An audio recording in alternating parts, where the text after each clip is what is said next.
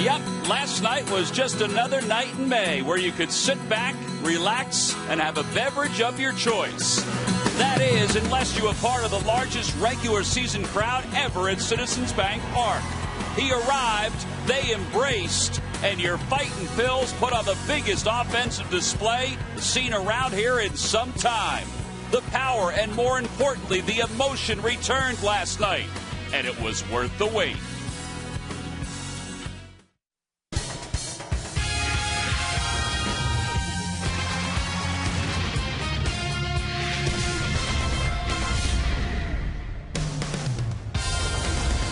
Everybody's coming to Citizens Bank Park tonight to see if there's an encore of the offense that the Phillies put together last night. Game 2 between the Cincinnati Reds and the Phils is coming up here at Citizens Bank Park.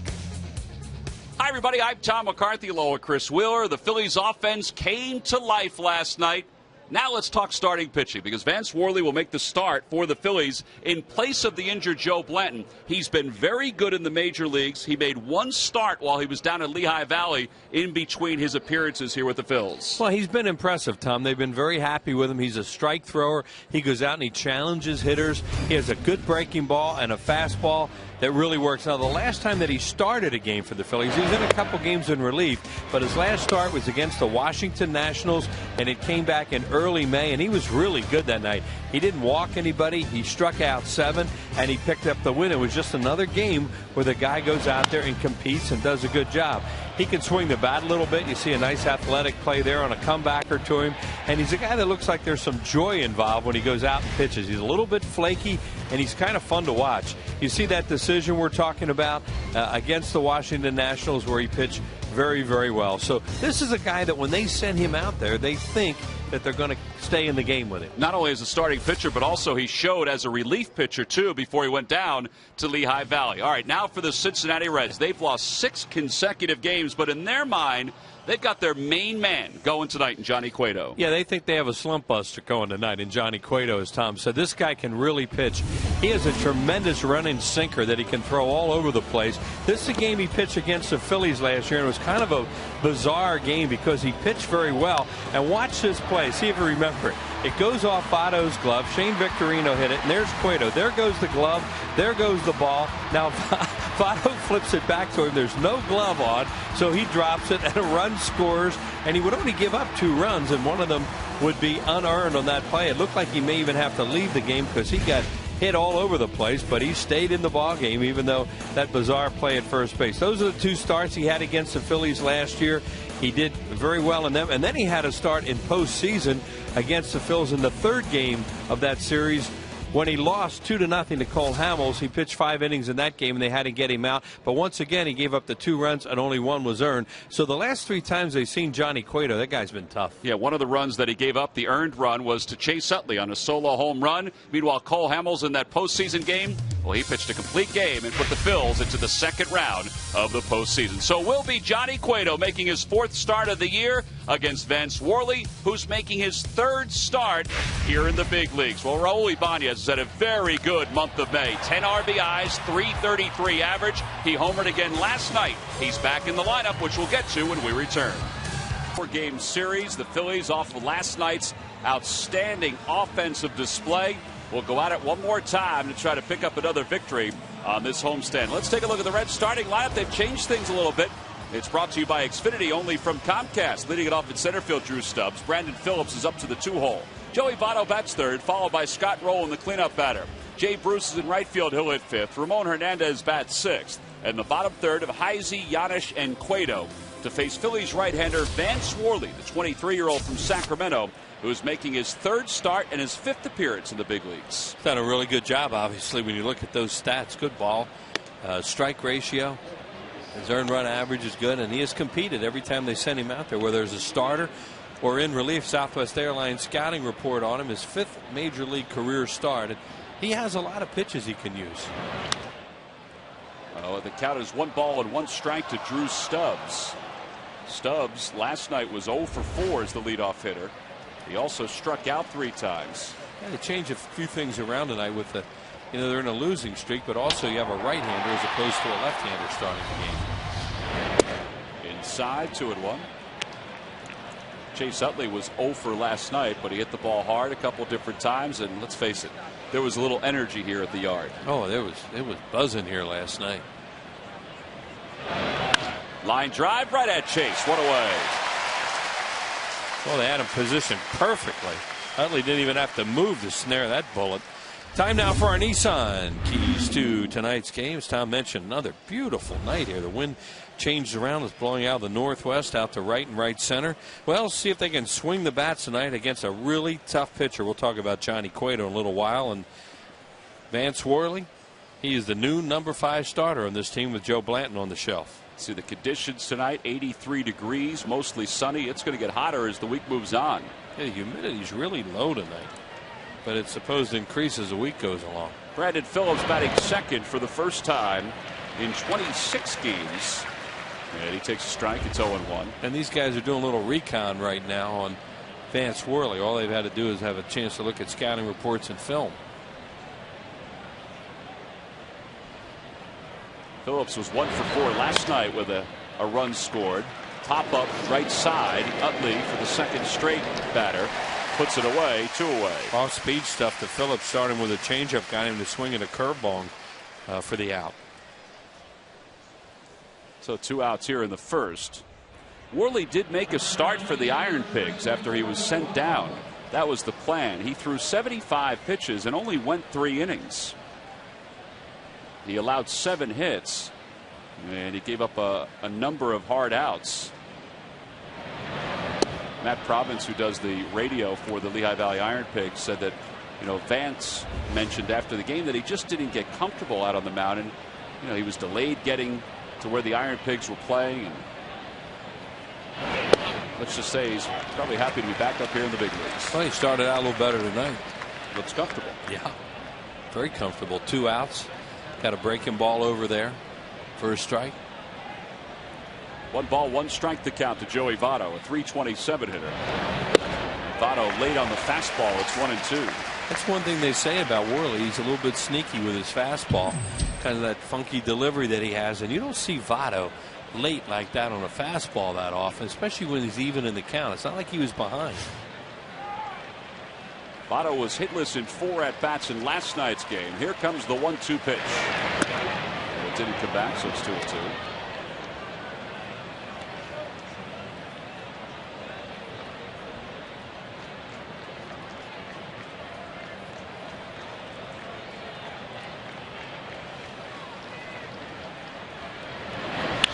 Opposite way. Ibanez on the run. Back to the warning track, to the wall, and it's off the base of the wall. It just died right under the W.B. Mason sign, and Votto is aboard with an opposite field double.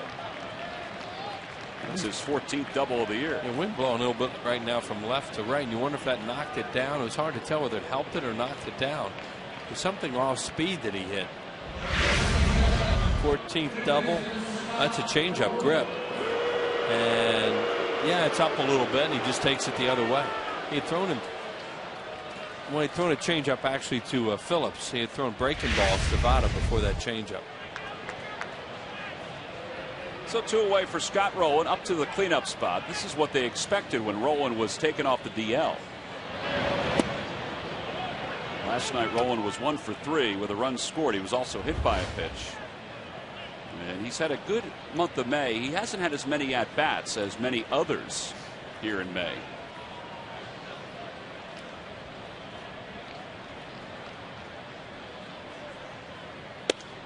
Inside, 2-0.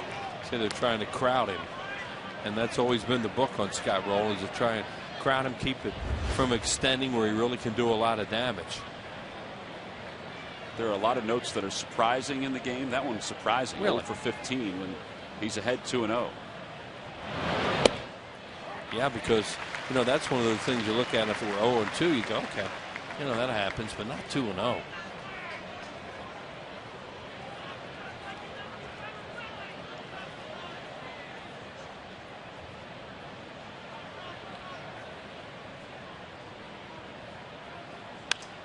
In the air to shallow right. Tough play. Brown on the run. Utley going out. That's going to drop in for a base hit.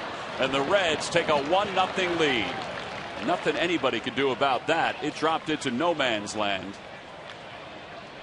And an RBI single for Scott Rowland, his 18th ribby of the year. Well, now he's 1 for 16 after a 2-0 count. And he made a great pitch. You mentioned how he kept trying to crowd him the whole at bat. He did it again.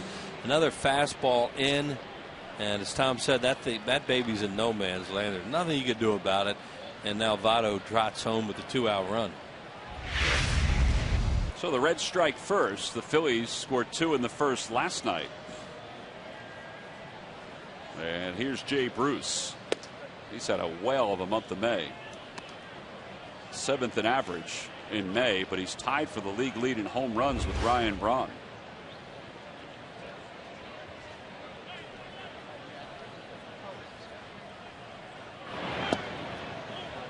Two and 0 the count.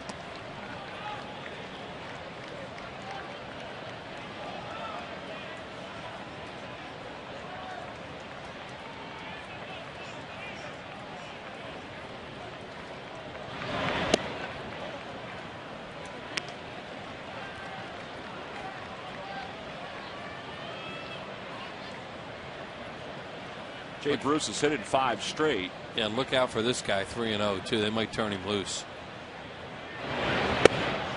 Takes it for strike 1. It's 3-1. And if he did have a green light, and he looked like he did, get loaded for it, that's a good pitch to take because it's away. It's not what you look for 3-0. You want it in a different part of home plate. Swing and a miss, 3-2. So Rowland will be off on this pitch. 3 balls, 2 strikes, 2 outs here at the top of the first. Howard will play behind him. Yeah, you see right there, Worley look around to make sure they understood they're going to play off it. Dusty Baker's team with a quick lead tonight. Rowland takes off and a swing and a tip into the glove, and the side is retired. A 1 run, 2 hits, 1 man left. We go to the bottom of the first. The Reds won. The Phillies coming up. Talent off. He'll get ready to watch his offense tonight. Let's take a look at the Phillies lineup, brought to you by Xfinity, only from Comcast. Leading it off at shortstop, Jimmy Rollins. Chase Utley is in there again, batting second. Placido Polanco hits third, followed by Ryan Howard, the cleanup batter. Raul Ibanez hits 5th. Carlos Ruiz 6th again. Dominic Brown will bat 7th. John Mayberry will be in the 8 hole. And Vance Worley will bat 9th. He's a pretty good hitting pitcher. And they'll face right-hander Johnny Cueto. 2-1 in 3 games so far. He started the year on the disabled list. Yeah, he had tendonitis in his bicep, irritation in his shoulder. Had 4 rehab starts at Louisville. There are his numbers since he's come back in the 3 starts. He's 5'10", 220 pounds. He's just 25 years old, out of San Pedro de Macorís in the Dominican Republic. And Rollins takes a fastball for strike 1. And he has good stuff. Here's the Southwest Airlines scouting report. Sinker runs all over the place. He has a very good changeup. And those numbers against the Phillies, he's been a lot better lately. Last year he had 2 really good starts against him, and say 3 when you count the one that he had in the playoffs too. Rollins overall hitting .266 with 3 home runs and 15 RBIs. His 21 hits here in May are tied for 9th in the league. Cueto just got that fastball up there at 95. That's what we had as a top range for him on the scouting report. The Lucky McDonald's Phillies home run jackpot contestant is Tim Spear of Allentown, PA. If the Phillies hit a home run in tonight's ballgame, Tim will win $100.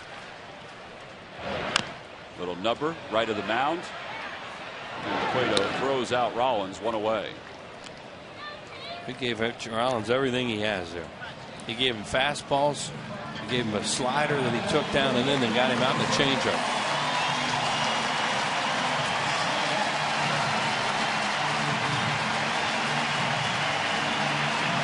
I would think the reaction for Chase Utley is going to be kind of like this for the first few days.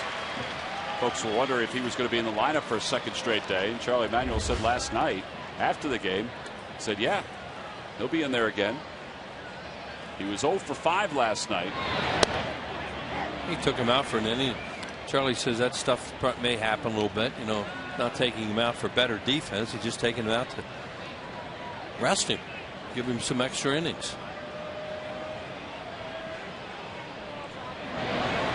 Utley last year in the postseason in Game 3 homered against Johnny Cueto.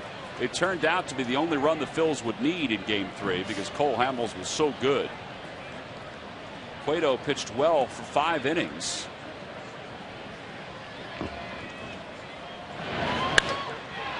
to left center field. Playable for Drew Stubbs.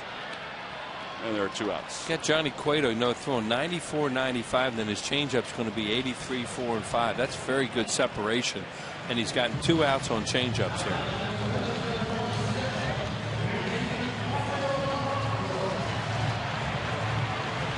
Two outs now for Polanco, homered in the first inning last night.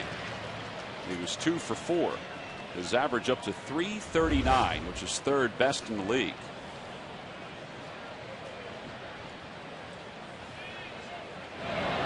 He started to get hot again. You saw the hitting streak, and he's got 8 hits during that streak. Ryan Gorman is the home plate umpire tonight. He's the crew chief. Tony Randazzo at first. Dan Bellino, who's as smart as anybody you're going to see, is at second, and Larry Vanover's over at third. The guy's a lawyer and has a master's degree, I think. Yeah, he's well educated. Yeah, and now he's a major league umpire. Bellino was one of 3 umpires hired this year to fill the void of retiring umpires. Guy behind the plate, Brian Gorman. We had Mike DeMure here the other night, whose dad was a major league umpire. This guy's dad, Tom Gorman, one of the best and funniest after dinner speakers and great guys you ever want to meet. Tom Gorman. On the hands behind second. Long run for Giannis and Phillips. Here comes Stubbs, and he'll make the catch.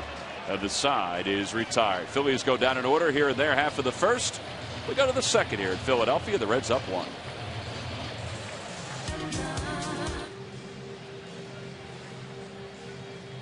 Follow the Phillies with the MLB.com @BAT11 app for your iPhone, iPad, Android, or BlackBerry. Get live audio, pitch-by-pitch tracking, video highlights, and more. Text @BAT to 31826 or visit Phillies.com for details.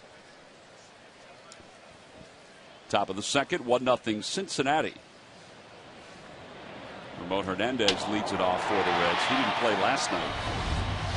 2 for 4 on the road trip. He's had a good year offensively. He had a walk-off home run for him win a game on opening day against Milwaukee at home. In the game the Reds, it looked like it was over for him. Overall hitting .344. You see what he's done over his last 6 games. 3 home runs during those 6 games.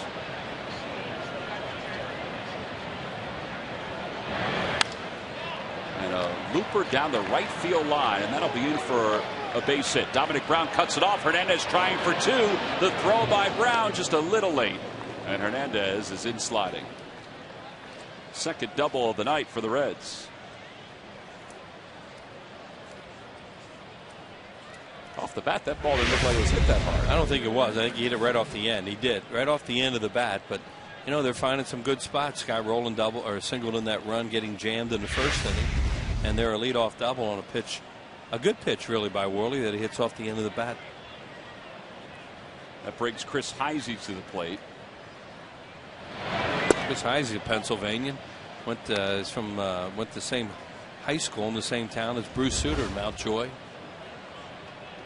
Played his college baseball in central Pennsylvania, from the Harrisburg area in that part of the country, Mechanicsburg. Swing and a miss. 1 ball, 1 strike. Well, he's going to wind up playing a little bit more, Dusty Baker said. He and Fred Lewis, because Johnny Gomes is really struggling. Yeah.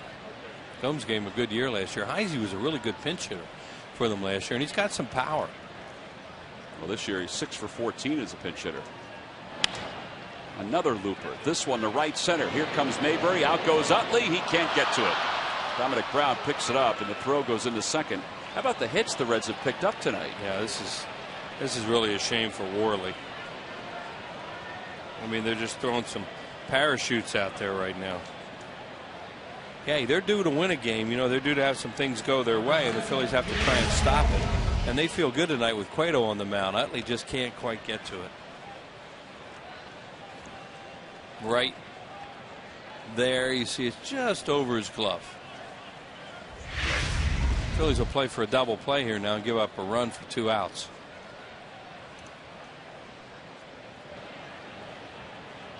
Ball Giannis to hitter, and Giannis hitting .223 with 11 RBIs.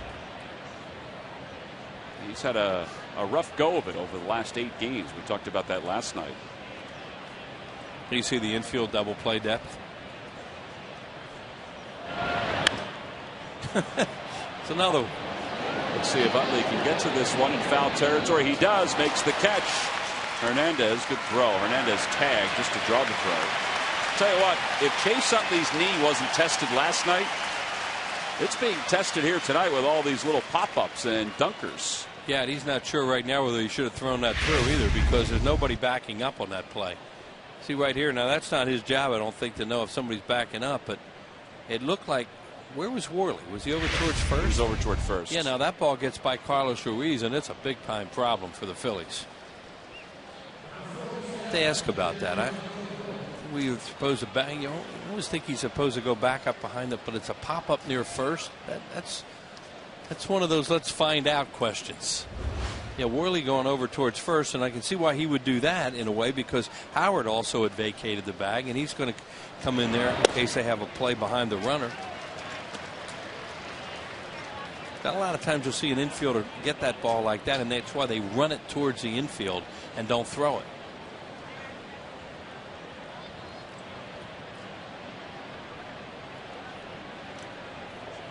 No balls, 1 strike to count to Cueto, who showed bunt on the first pitch.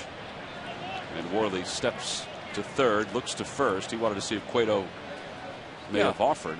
Maybe do a run and bunt there. You know, maybe the runner will leave too quickly. That's one of those things they'll send from the bench into the catcher Ruiz to put on. And a pitch out. Phillies thought something was cooking here. Yeah, they thought there might be a suicide squeeze on there, so they pitched out. Mark Berry is the third base coach. He had a conversation with Ramon Hernandez before the first pitch. Now he whispers something to Hernandez, who comes down the line a little bit.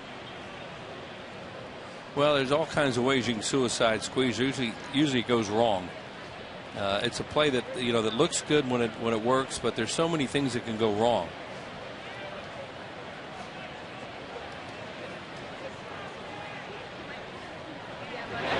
He bunts foul. That was not a suicide squeeze. No, that was just trying to bunt him over. Right, bunting Giannis up to, or excuse me, Heisey up to second. Now, some people use the term safety squeeze for that. I don't know. To me, it's just you bunt the runner over to second. That's all it is. Now he comes in again. Now Berry comes in and talks to Cueto about what they want to do with 2 strikes. Go back and talk to the runner again right there. But it used to be they'd have a sign, then they have an answer. He bunts to the right of the mound. Worley off the hill, looks for the runner at third, and oh boy, thank goodness he's 6'4". Yeah, because that throw was going over his head, and Howard was able to pull it out of the air. So the sacrifice is successful. Right, what you're supposed to do, and Worley, see the expression on his face. You got to give a little look over there and make sure that guy's not coming down the line at third. And once you see he's frozen, then you get the out at first. You don't even think about second here. Now watch, he'll give it. Does he even look? He looked over at third. Yeah, he did give the look to third, and now he has it, but he bobbled it. That's why he threw the grenade over there, because he didn't have a grip on it. He also threw off the wrong foot. Oh, he did everything wrong. That's why he had that silly look on his face when he was finished, like, oh, that didn't look good. But it ended okay.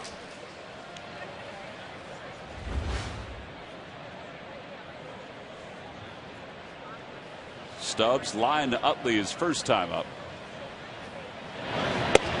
There's no balls and 2 strikes. 2 fastballs in basically the same spot on the inner half of the plate. And now he wants to stay out of the plate on this and see if he can get him to chase.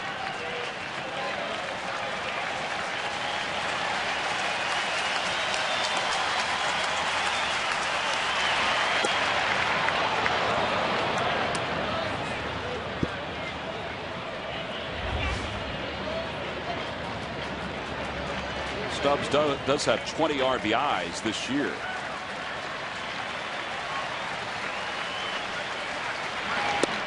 Well, that's another reason why Dusty Baker gave up the out and bunted him over. If you have confidence that your leadoff man could drive in some runs, because you're going to have 2 outs when the leadoff guy comes up there. But he didn't want Cueto hitting a double play and in the inning.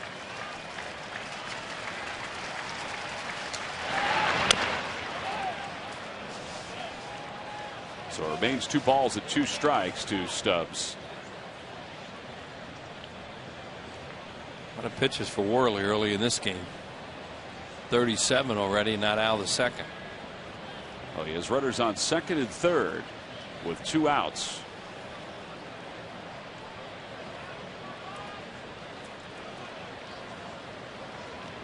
Did Stubbs break his back? I guess he must have.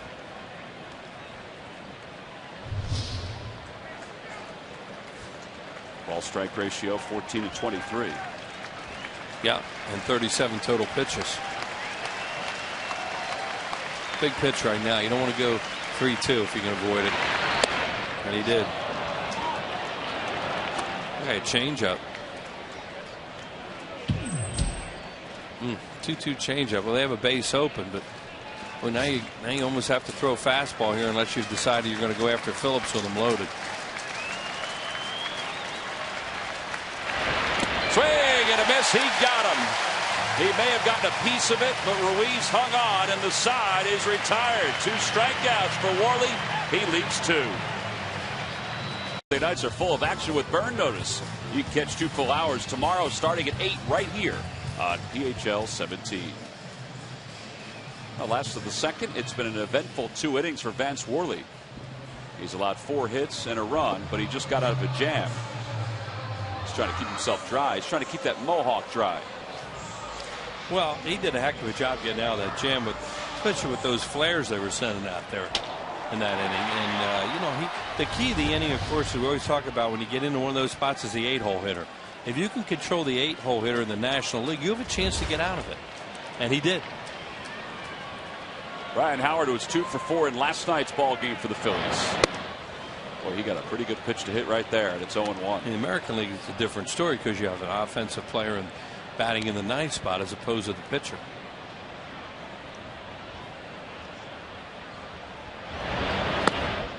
This guy's going to be tough tonight. That's why it was really important that he didn't give up 2 runs on 2 outs there with 2 outs and make it 3-0 quickly, because Cueto is on a pretty good roll, and just off his early indications here, he's throwing great. There's another really good changeup. Well, the last 2 nights, the Reds starters have gone a combined 5 1/3, and they've allowed 16 runs. Bronson Arroyo last night, Edinson Volquez the day before. So their bullpen is at dire straits right now. Although Well, Matt Maloney did a nice job for him last night. Yeah, he held the fort. And their bullpen and their manager and pitching coach and everybody looks at their starter tonight, says this is like when the Phillies have one of their starters out there. You think you're going to get innings. Way inside, 3-2. Well, he threw him a slider and missed. There's Cole, who gutted out 6 innings last night. He didn't have his great location, but he still pitched very well, and they got him a lot of runs and made it easier. Picked up his 6th victory of the year. Howard in the air to right center field. Way back there. Going back is Bruce. That one is off the top of the wall. Stubbs plays it nicely, and Howard slides in safely. It seemed like it got in on him a little bit, but I thought it had enough to get out of the yard.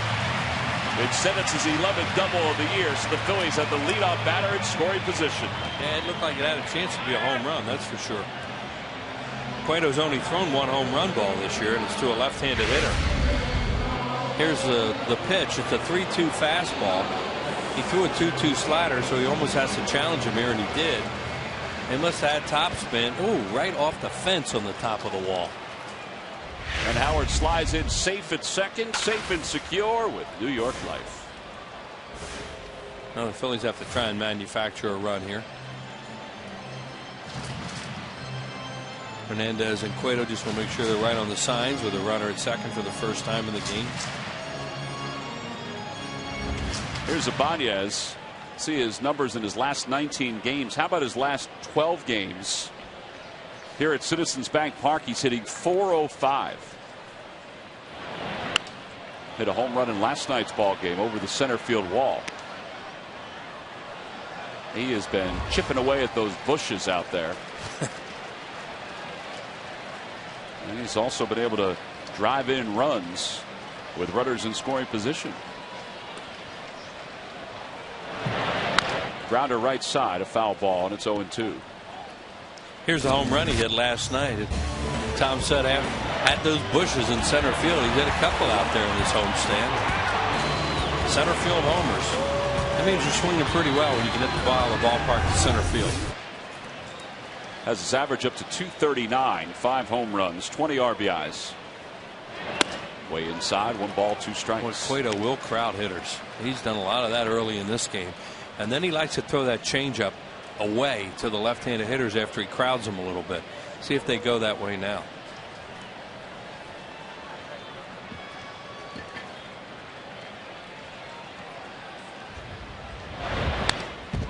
Oh, challenge him.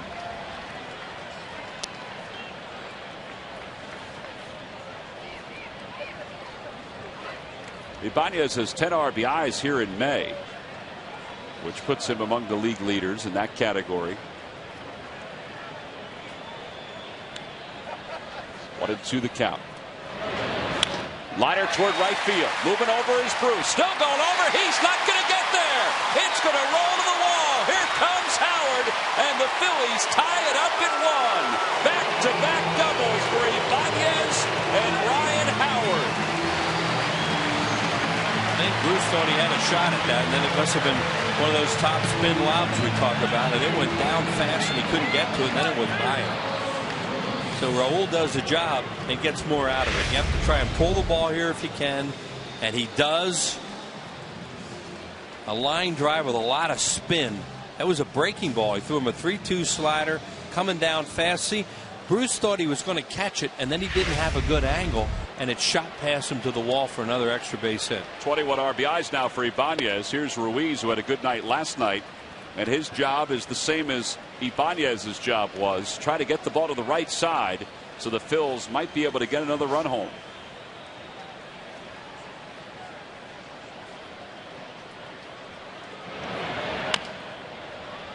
No balls and 2 strikes. Yeah, sometimes they will tell a guy if you're at the bottom of the order, do we want you to give yourself up or not? In this case, I agree with you because you have Dominic Brown on deck, who's a left-handed hitter. Oh, he can make some contact and get the run in, but that swing right there didn't look like a give-it-up swing.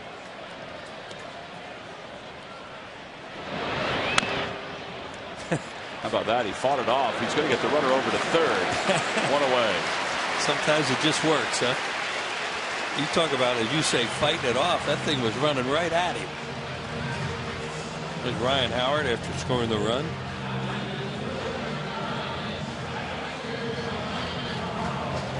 What do they do with their infield? Their guys are all looking in the dugout right now, and they're going to play it in. So they will not concede a run to the 8-hole hitter here. I think that's part of the problems that the Reds have had. The fact that they haven't scored a whole lot of runs. Excuse me, 7-hole hitter at the bottom of the order. Yeah, you would think they could score a little bit more tonight, and they have Cueto, but they just are not about to give up a cheapie as far as Dusty Baker's concerned.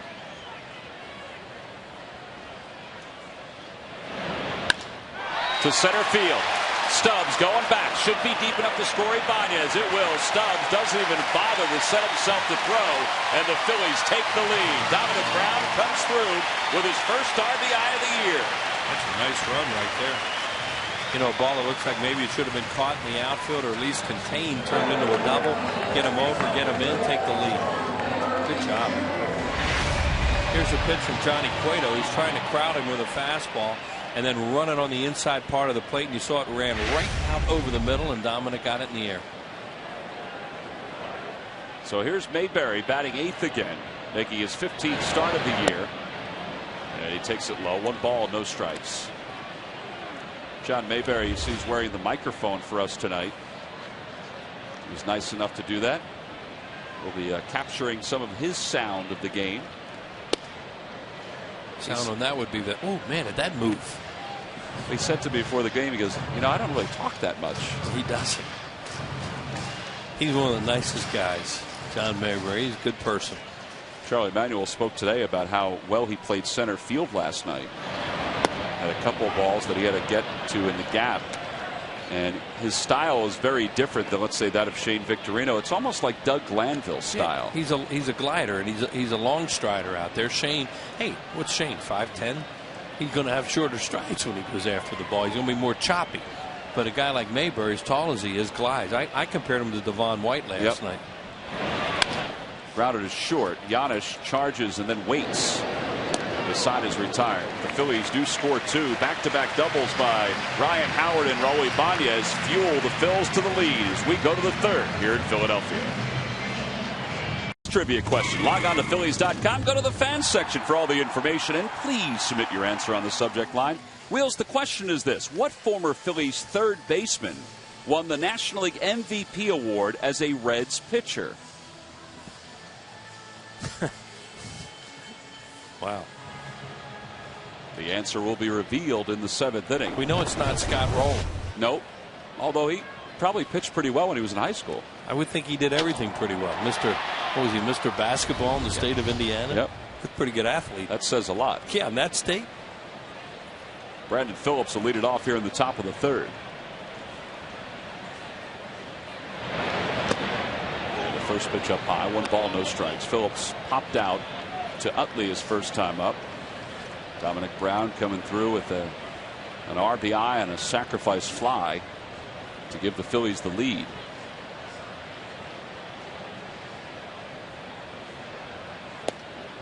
They played good baseball in that inning. And anytime you can get them over, get them in near the bottom of the order like that, good job.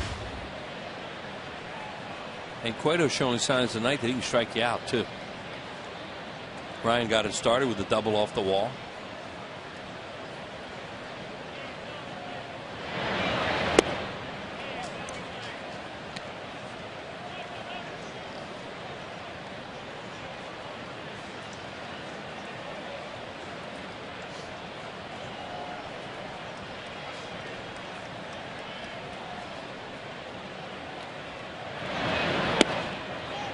Ball just missed. 3-1 now to Phillips.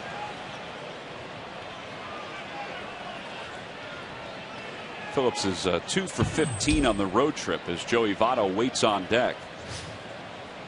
Reds is a team who've lost 6 in a row. They've hit 204 during their losing streak. Ball 4. So the leadoff batter's aboard here in the 3rd. Yeah, that's a no-no right there. Of course, when you scratch out 2 runs away, the Phillies just did. Never walked the leadoff hitter, and he wasn't trying to do it, but that's what happened. And now here come the guys that bat 3, 4, 5 for a reason. And you see Rich Doobie thinking the same thing, like, oh man, anything but that. Even if you have to throw another one of those parachutes. Votto doubled his last time up, the reigning National League MVP. 1 for 1, and that pitch a tad low, and it's 1 ball, no strikes.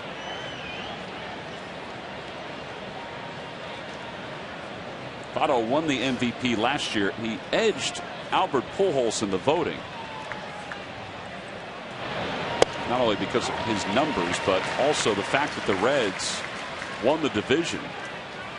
He had 324, 37 homers, 113 RBIs, and let's face it, he was the foundation for this Reds team last year. They have 2 very good young players in this guy and Jay Bruce. Fly ball, short left. Ibanez gets in position to catch and throw. 1 away. Votto really upset with himself because that's a very poor at bat for a guy like him who should be trying to pull the ball in that spot. Hey, the Dodgers and the Cubs are coming into Citizens Bank Park in the month of June. There are tickets that are still available, limited seats for the Dodgers series, Tuesday the 7th, Wednesday the 8th. And how about the Cubs series? Friday, Saturday, and Sunday. Come on out to see Chicago and the Phils. Go to Phillies.com for information. And as always, don't forget, there are always standing room only tickets that are available prior to the start of each game. I wonder if Roland's going to look in there because they just went right back inside again. He got the bloop single for an RBI his first time up, and every pitch right now are fastballs into him. Only 4 of 13 first pitch strikes so far for Worley.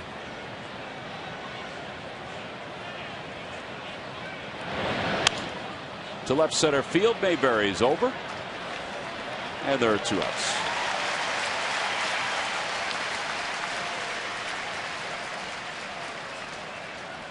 So Phillips goes back to first, and he'll continue his conversation with Ryan Howard.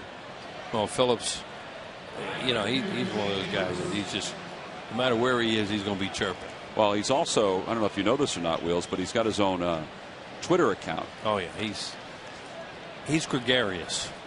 It's at DatDudeBP, DATDUDEBP. If you ever hear him interview, he could talk some smack now. Well, did you hear the story about his last off day in Cincinnati? You know, he's got all these followers on his Twitter account. Right. And some young kid, Connor Eccles, a 14-year-old from Cincinnati, asked him on his off day, said, "What are you doing? Why don't you come to my game?" He's a 14-year-old ball player. "Why don't you come to my game?" So, you know, Phillips tweeted back to him, "Well, what's the address?" And Connor Eccles didn't think he'd show up, and Brandon Phillips showed up at the game. Yeah, he just enjoys himself. You know, there are some teams that can take him the wrong way. You know, if he did all the stuff he does now 30 years ago, he wouldn't be doing it for long. But it's different now. And, you know, be down there tickling each other and those kind of things. Well, it's okay now. But he has fun. And there's nothing wrong with that. Ooh, man. That was a good pitch. That was a very good pitch. Yeah. Probably wasn't a strike, but it's close. It's close enough that you think he might chase. Oh, I don't know. Maybe it was. He got him out front.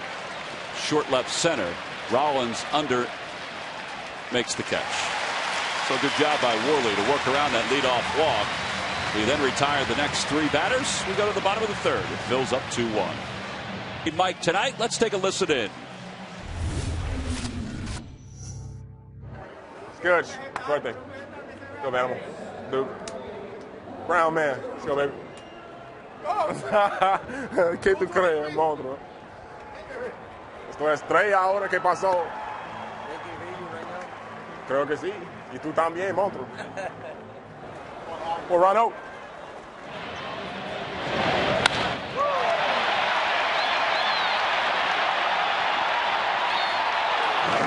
Well, run out. Swing, baby.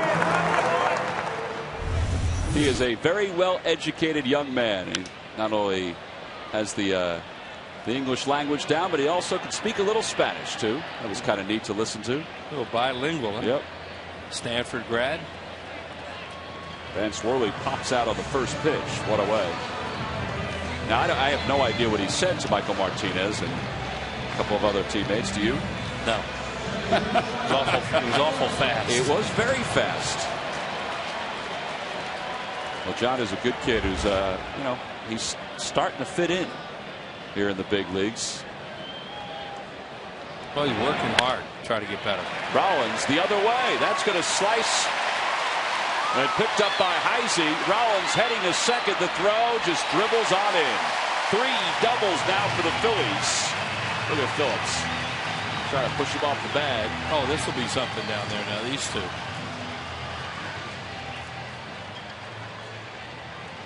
He can't wait.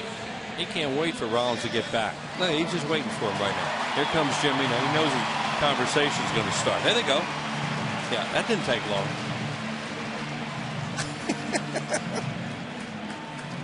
There you go. You have a mic on those two guys. Fastball, and Jimmy fought it off really well and lined it down there, sliced it. Heisey got to it quickly, did a really nice job, and he slides in the inside part of the bag, and here we go. And he pushes him off the bag. That's Brandon Phillips. 9 innings of joy for him. Chase Utley's the hitter, and he takes it outside. You imagine if you put Brandon Phillips next to Sean Casey over at the first base bag, or Brandon Phillips and Orlando Hudson. That could be a reality show, since they're so popular nowadays.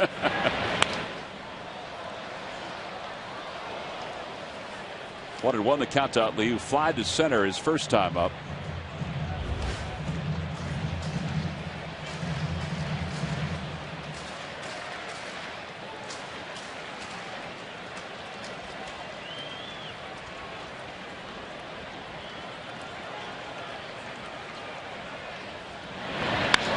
to center field. That's going to drop in for a base hit. The first hit for Chase Utley. Rollins heading home. The throw on one hop.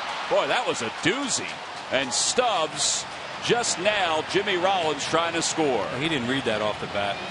You know, he didn't get a good jump. I guess Juan Samuel thought he got a better jump than he got, but he didn't. He waited quite some time before that ball hit the turf out there. And Stubbs can throw, and he's very accurate. Chase Utley with his first hit of the year. But you know, you don't want to get a guy thrown out there with his 3-4 coming up. Now see if you can see. Well, you can't tell right there, but he doesn't read it. And I think Sammy probably thought he got a better jump than he did. Because, you know, he shouldn't be out standing up like that. Boy, he's out by a good margin. Oh, yeah. Way outside, 1 ball, no strikes. I didn't see his turn around third. But I think if you're Juan Samuel, you're thinking, well, Jimmy Rollins is on second. I could score him. Well, I think he thought that he had to see that better off the bat. For whatever reason, the jump was poor. And, you know, it was cautious. Like he thought it was going to be caught. Now, you know, now watch. See, look. See, slow, slow, slow. Now he goes. It's too late.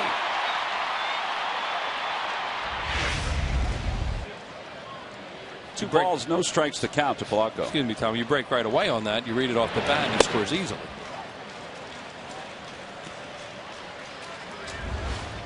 Polanco flied to center his first time up, so he's 0 for 1.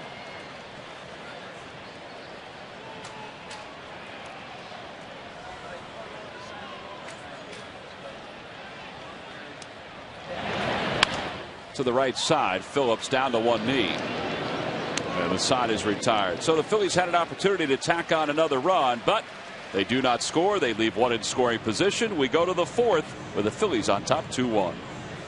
Southwest Airlines. Southwest Airlines new Rapid Rewards. Unlimited reward seats and no blackout dates. By Jeep brand. We don't just make SUVs. We make history. And by Xfinity. Only from Comcast. The official HD triple play provider of the Phillies. Top of the fourth, Phillies are up 2-1. Had a chance to add to their lead, but couldn't score in the bottom of the third. So now Vance Worley will face Ramon Hernandez, Chris Heisey, and Paul Janisch. Yeah, Jay Rose, better base runner than that. You get on second, you got to know where the fielders are, and therefore you don't have to look around. Gary Matthews joins us here in the booth. More magnified when you're facing a number one like Cueto. Need all the runs you can get against a pitcher like that.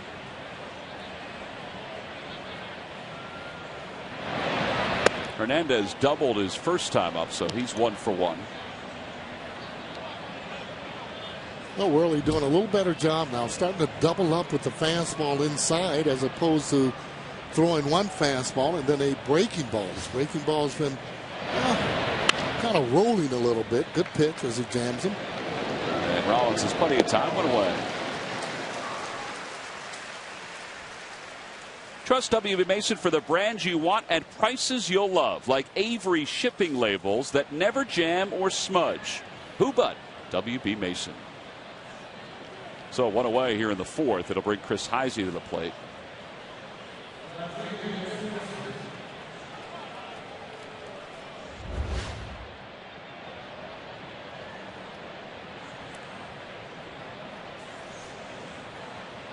Heisey singled his first time up. Towering fly ball to left. Not deep. Playable for Ibanez coming in. 2 outs. Well, these first 2 outs are going to help Vance Worley. Struggled the first couple innings, and he looks like he's settling in. Let's take a look at the Toyota Major League scoreboard. Braves take a 2-0 lead over Pittsburgh. That game's in the bottom of the fourth already. Martin Prado, an RBI double. Well, he does hit against other clubs besides the Phillies. Janisch popped out to Utley his first time up.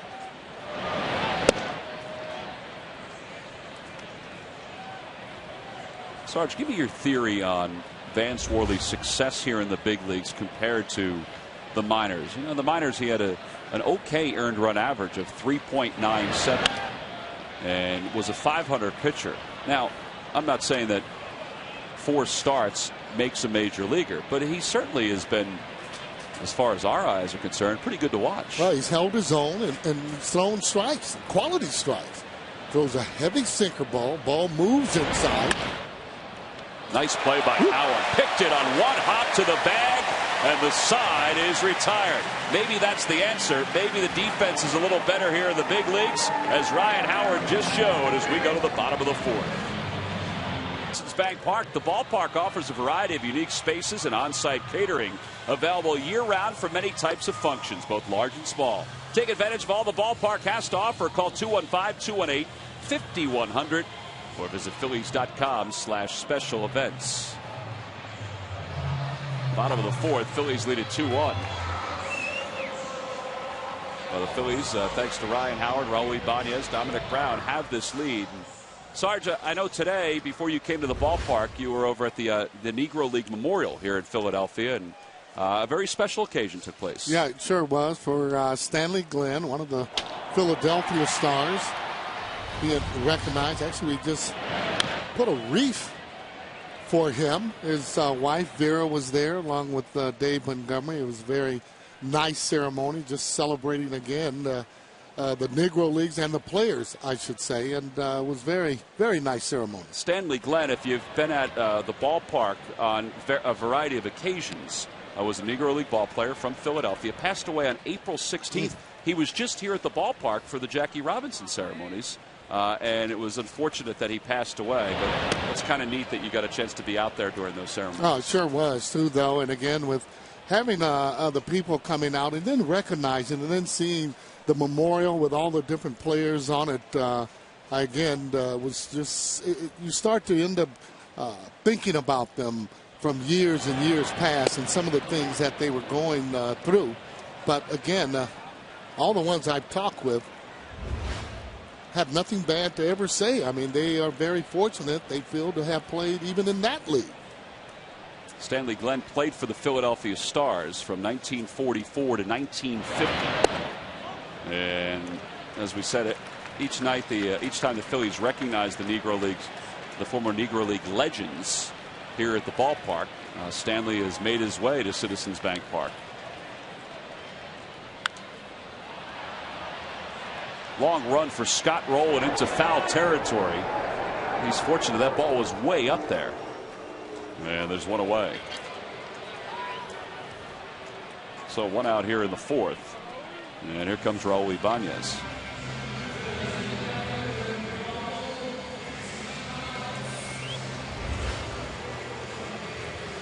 Ibanez an RBI double his last time up. He's raised his batting average nearly 100 points when it was at its low this season. And it's taken an awful lot to raise it up to the 244 where it is right now. Yeah, well, his confidence has come up. He's been swinging at strikes, working the count, getting ahead. When you start to get ahead in the count, you can get better pitches to hit. In the driver's seat, looking for his pitch, his location.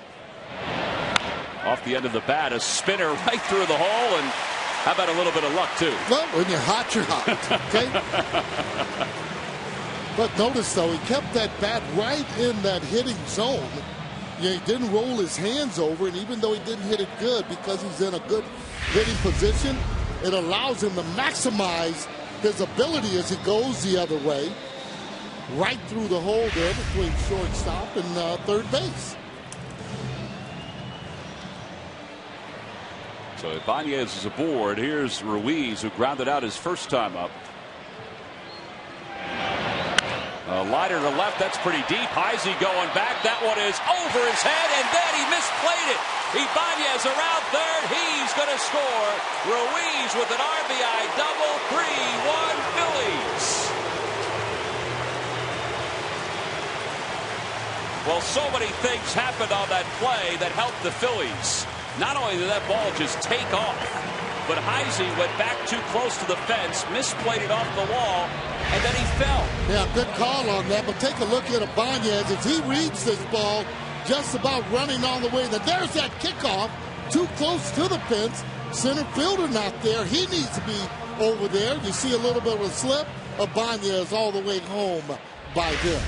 RBI double for Ruiz, third hit of this series. And here's Dominic Brown.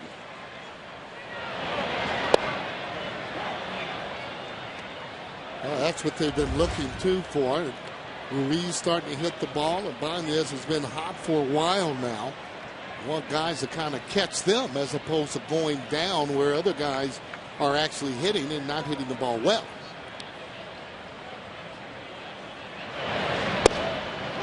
That's a bad call.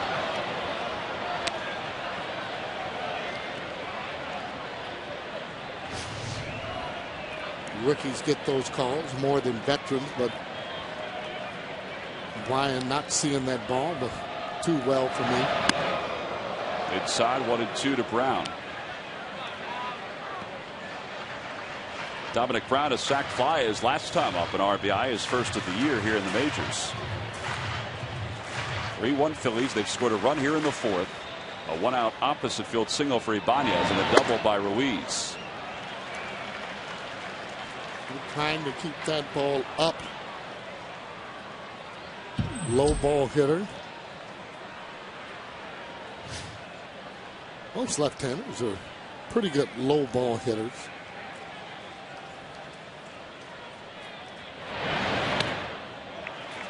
Well, now he's run the count back full, 3-2. Tough pitch to hold up on, and he was able to do that. See whether or not now he can get that fastball and dominate. Fastball hitter. He's got to make sure, hopefully it's in your zone. Now take a look at it here and see that he does hold up, recognizing that pitch. It's a hard breaking ball. When you're a hitter, Sarge, like Dominic Brown or even a right-handed batter, how hittable are those pitches? It looks good. Do they look? Oh, they look great because they're fastball. They ball up a little bit more. He might have offered at it. Looks like a fastball kind of coming in and dips down at that last minute. Any pitcher that has late movement makes it more difficult to hit. 3-2 the count to Brown.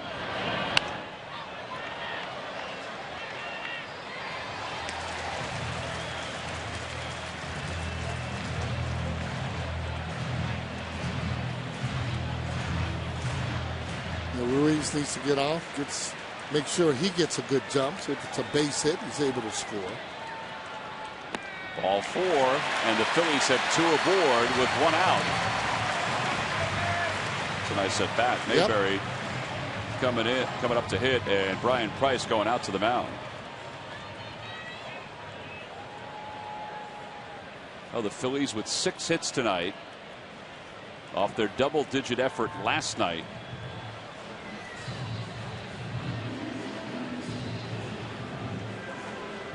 Well, it was a busy day for the Phillies. Jose Contreras pitched 2 innings in the first of a doubleheader at Lehigh Valley. He started the 10:30 a.m. game. He threw 20 pitches, 14 strikes. His velocity was 91-92, and Rich Doobie was asked about that today, and he said, well, it was 10:30 in the morning. And then last night, Sarge, well after we left, the Clearwater Threshers and the Jupiter Hammerheads played a 23-inning game won by Jupiter. Jose Duarte singled home Jaime Ortiz with the winning run. It was a 5-hour, 37-minute game in front of 330 in Jupiter. 6:30 start, ended after midnight.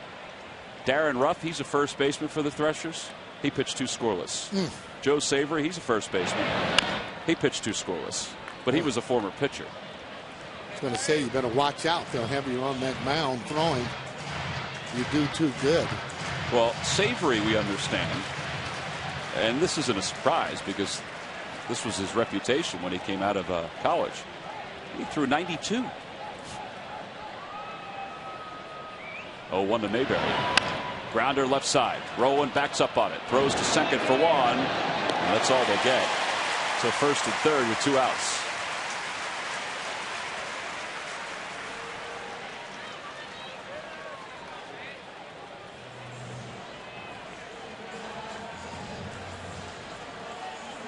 .54 on the putout.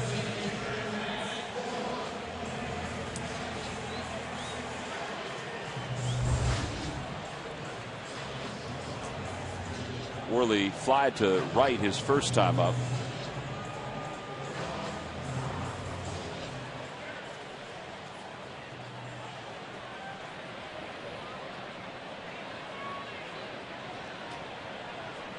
Vance is not a gimme out.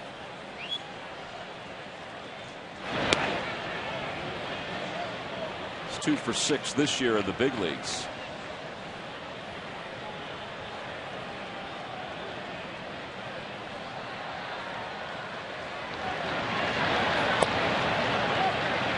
Back-to-back sliders, 1 ball, 1 strike. Now started that slider right at his hip. As he jumps away, that was a strike.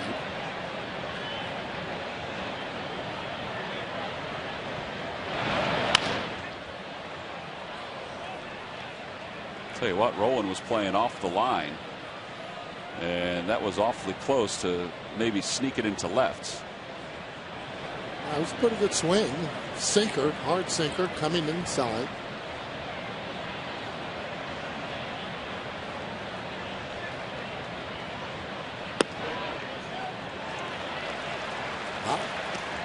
Able to lay off the slider. Making him work. That's what you want to do. Make that pitcher work.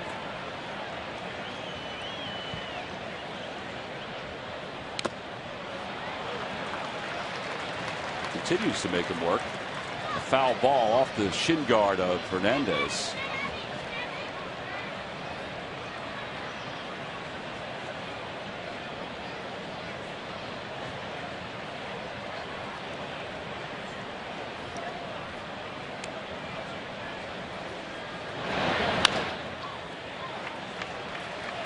Nice battle going there. Really fouling off pitches.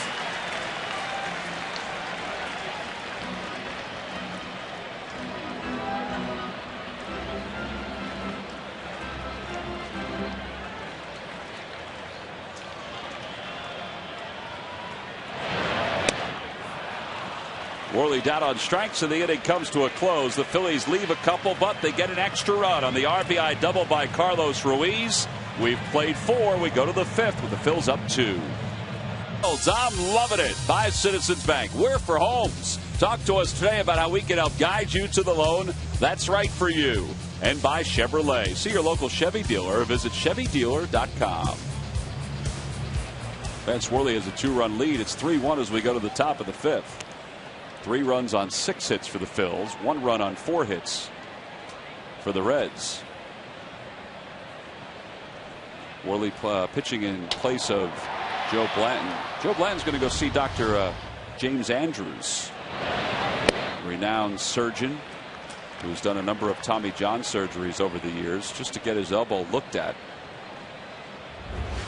He has a little more inflammation in that elbow than he had previously. As Cueto takes ball 1, 1 ball, 1 strike.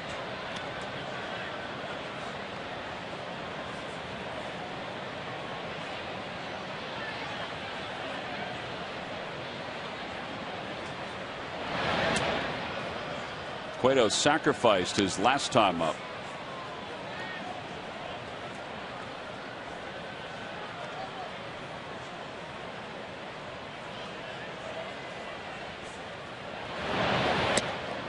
And now it's 3 balls and 1 strike. Now got to make sure that you make the pitcher hit to get on. Talked about it before. Anytime you've scored, you want to shut down the opposition. Keep the momentum right on your side.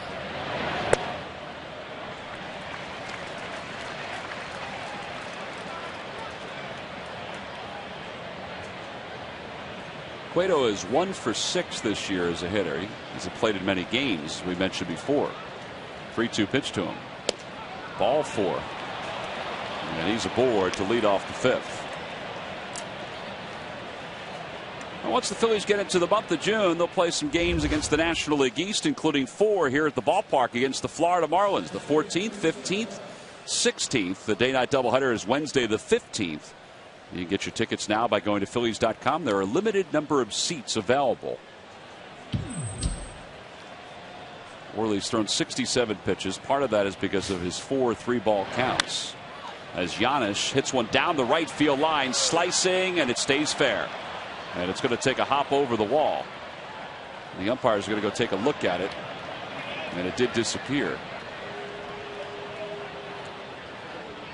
So a ground rule double, and Sarge, they've had a number of hits like that tonight. Yeah, swinging early on pitches.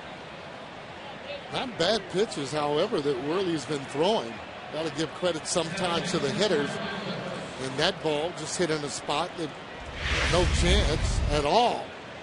See how that ball kicked, and once it kicks, it's right over the rail, and that's what you do. Throw those hands up. Let that umpire know the ball is out of play. So a little heavy lifting now for Worley. The infield will play back with the Phillies up 3-1 here in the top of the fifth. Brandon Phillips, the hitter. And he takes a fastball for a strike.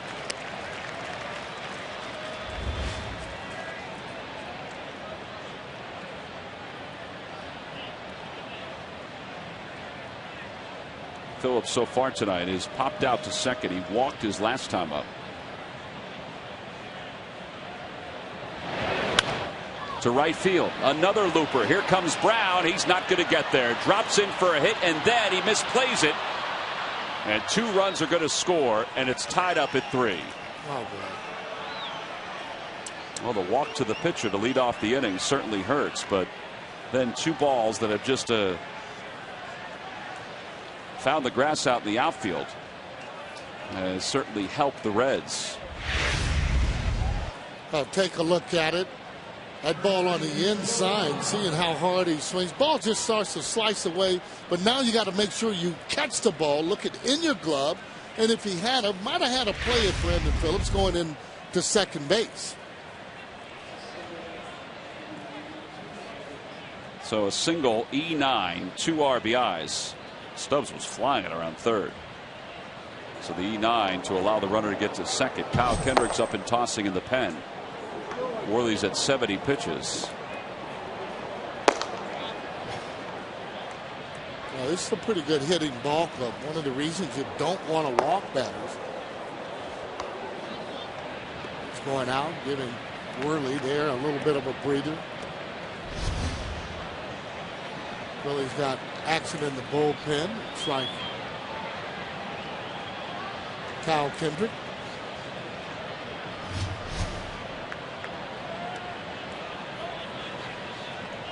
Votto's 1 for 2. Doubled and scored in the first. Outside, 1 ball, no strikes. Will they be careful with Votto here? He's got to go at him. I mean, he's already, he's put runners on Cueto by a walk. He's had some balls not hit so hard. Balls easily could have been caught, though, but just in no man's land.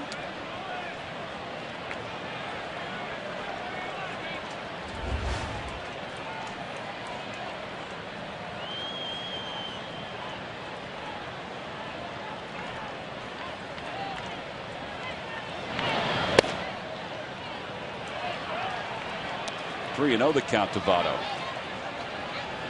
Still got to be careful with this pitch. Could be swinging 3-0. He's trying to pull the ball.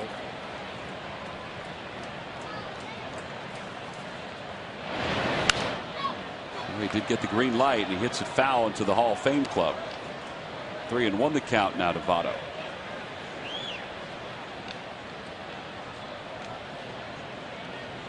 Not a very good swing there, 3-0. Especially from this guy.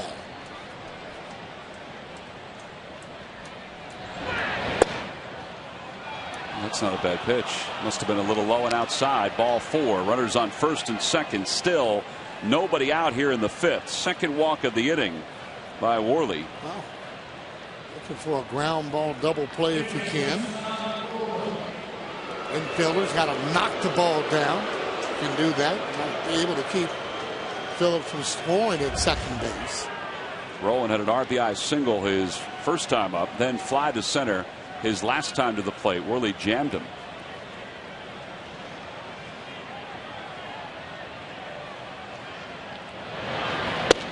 He's trying to jam him again.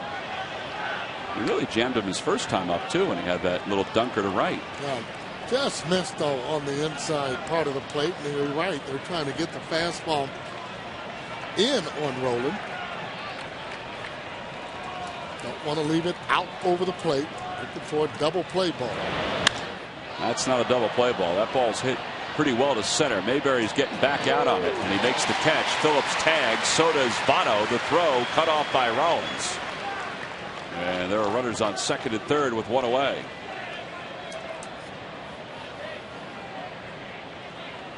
Well, we talk about being able to move the runners and get them over. That is the other way to do it.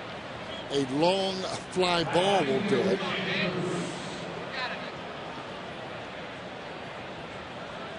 Carlos Ruiz just peeked into the dugout. Jay Bruce is the hitter. I thought they might, because it looked like Ruiz was putting his glove out, walk him intentionally to try to put the double play in order. 0 for 2. And a strike to the knees.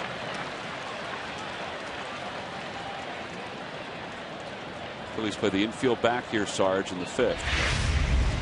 And you watch Worley miss his spot on this one, but he got the strike. Got the strike. That ball almost right down the middle there, too.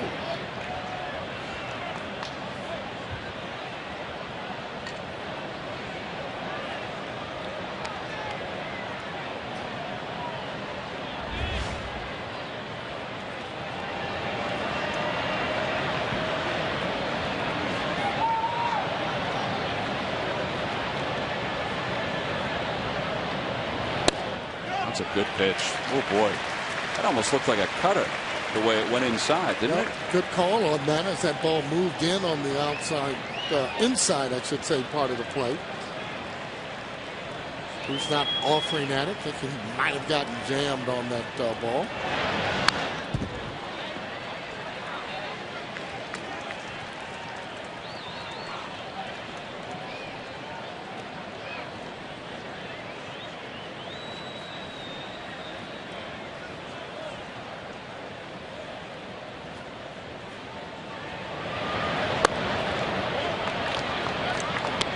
Almost had him offering at that. It's 2 balls and 2 strikes. Ramon Hernandez waits on deck.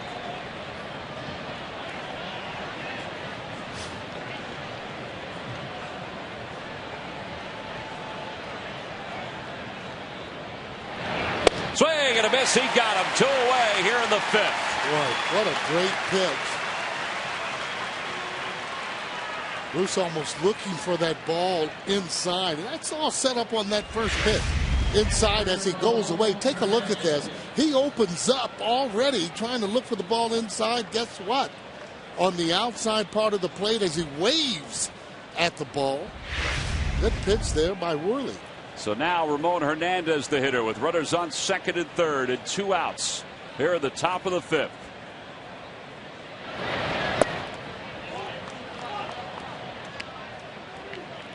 Hernandez doubled his first time up, grounded to Rollins his last time to the plate. This guy's been pretty good for Johnny B. Baker. Yeah, he sure has been. Hitting well over 300.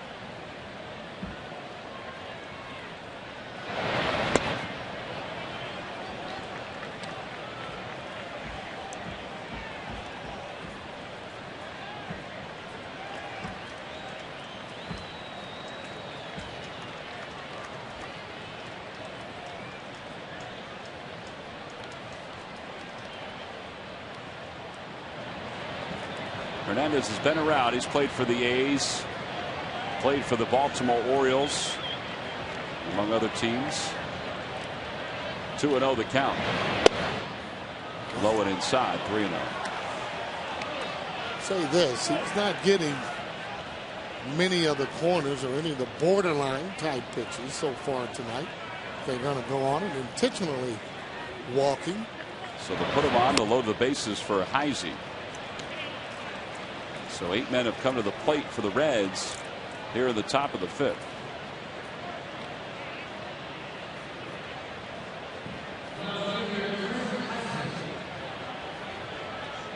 Heisey blooped a single to center his first time up.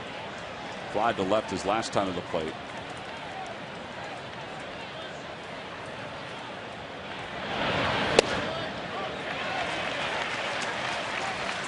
Wheels mentioned Heisey's from Mechanicsburg, PA, and he played college baseball at Messiah College.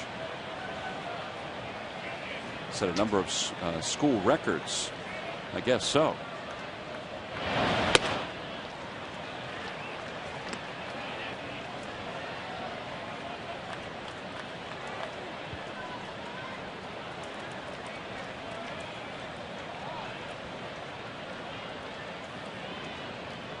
1-1 strike, the count to Heisey with the bases loaded. And a tip it to the glove of Ruiz. 1-2. Just trying to get through this 5th inning, boy. Oh, yeah, kind of gutting it out there. He's at 90 pitches. The crowd starts to erupt a little bit, trying to get him through this inning. Splits aren't great, but they'll look a lot better if he gets him here. 2-2 the count. You can almost tell he's really kind of laboring for me, trying to throw strikes. A little bit warm out there, but just starting his, I mean, the way he is out there on the mound, just looks like he's just really almost trying too hard. Let it go. Now the runners will be off. The bases are loaded. 3-2 with 2 outs. You're right, Sarge. He doesn't have the same just laboring comfort as he had the first 2 starts he made, and even the relief appearances he made. Pretty big pitch right now. The runners will be off. The 3-2. Popped up. Right side. Utley is over. Howard is there. It's Howard's call, and the inning is over. Well, the Reds sent 8 men to the plate. They left the bases loaded. They scored 2 runs. But Worley did a good job getting through this 5th for the Phillies. You know, Sarge, we have an anniversary today in Major League Baseball. Did you know that? No. May 24th, 1935. What do you think happened then? I have no clue. The first night game in Major League Baseball history. Jimmy Rollins leads it off, takes a strike. It's 0-1. Guess who the 2 teams were that played in that first night game? American League or National League? National League. Cincinnati? You are correct. They hosted it at Crosley Field. Very right. nice. You want to guess the other team, or you want me to? No, I know who it is. Oh. Would it be guessing? Whoop, look at that. Hernandez just flipped the ball right back over Cueto's head. I'll say the Dodgers or the Pirates. You would be incorrect with both. All right, well. I don't want to guess anymore.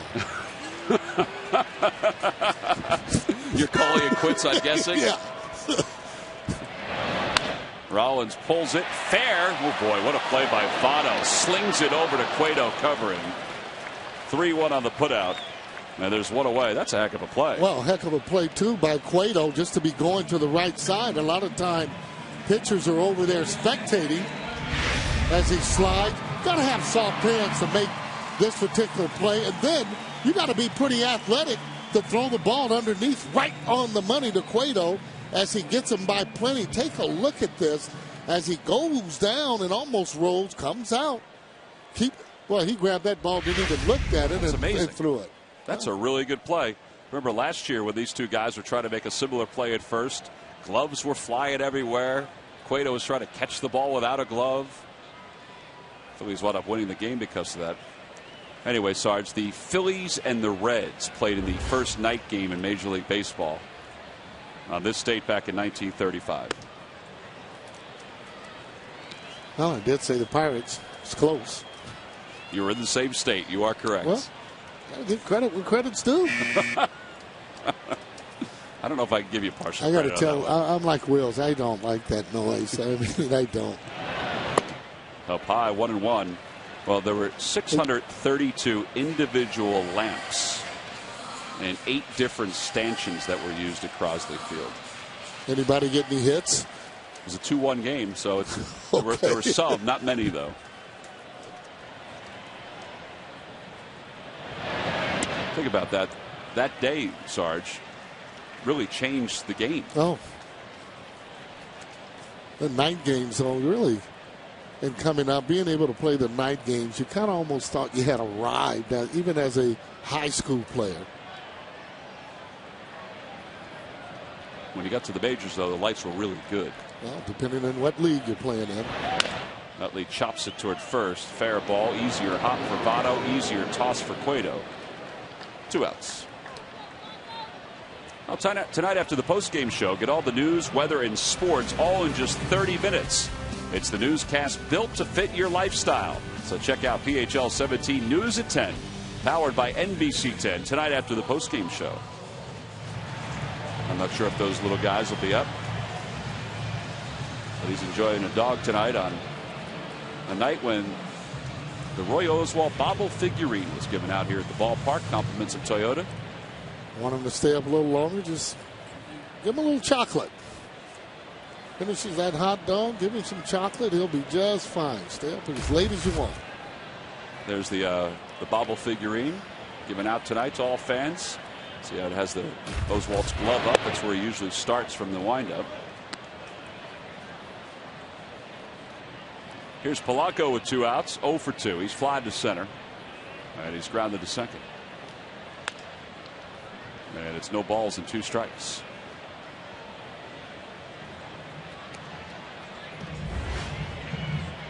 Phillies have bullpen action.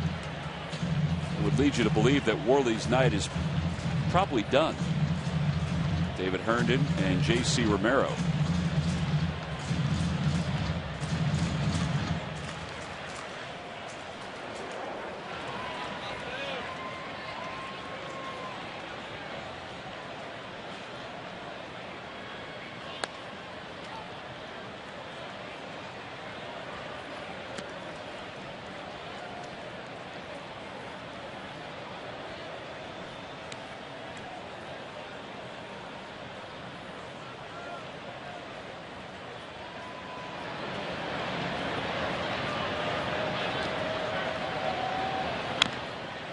Remains no balls and 2 strikes.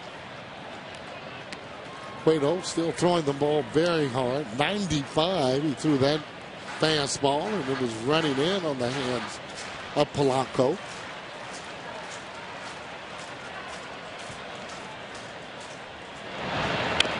Again, running in on his hands. Cueto with 81 pitches, a lot more strikes than balls tonight. But the Phillies have scored 3 runs on 6 hits against him.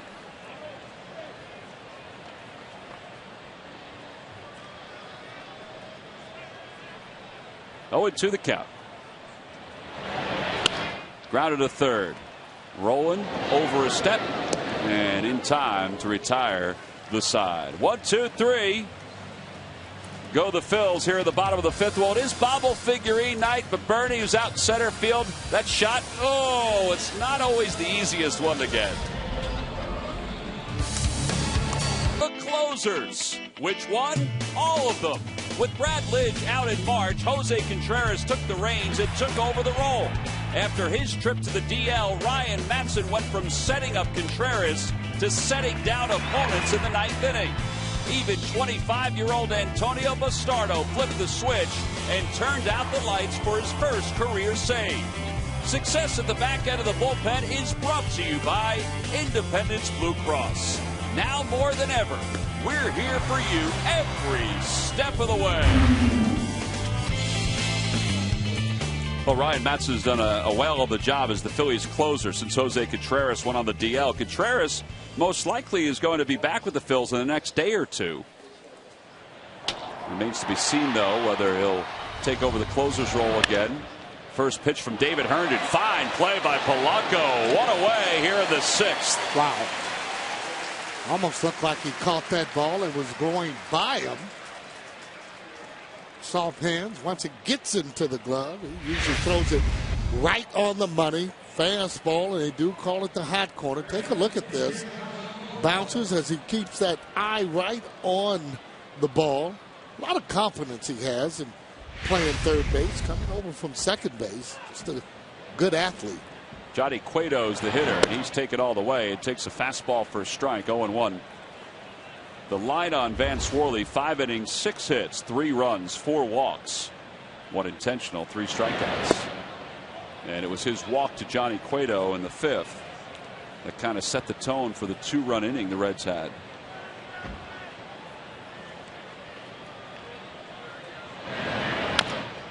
Again to Polanco, this one a little easier. And Cueto's taking a little Sunday stroll off the first base line. 2 outs. So Herndon's numbers, 13th ball game, 2nd since he's been recalled from the minors.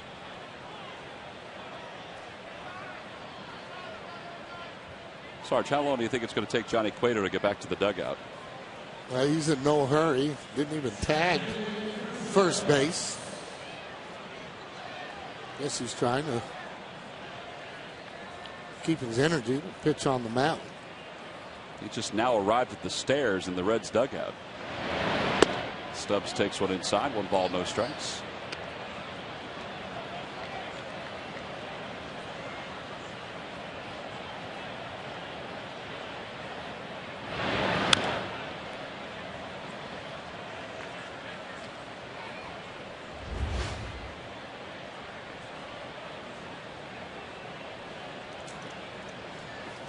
Stubbs doubled his last time up, which was the 5th, and came around to score one of the 2 runs for the Reds.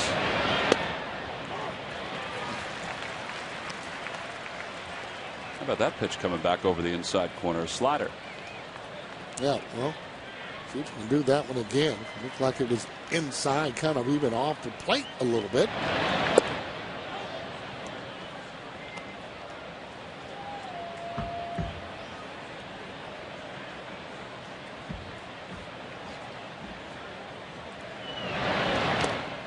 Three and 2 the count.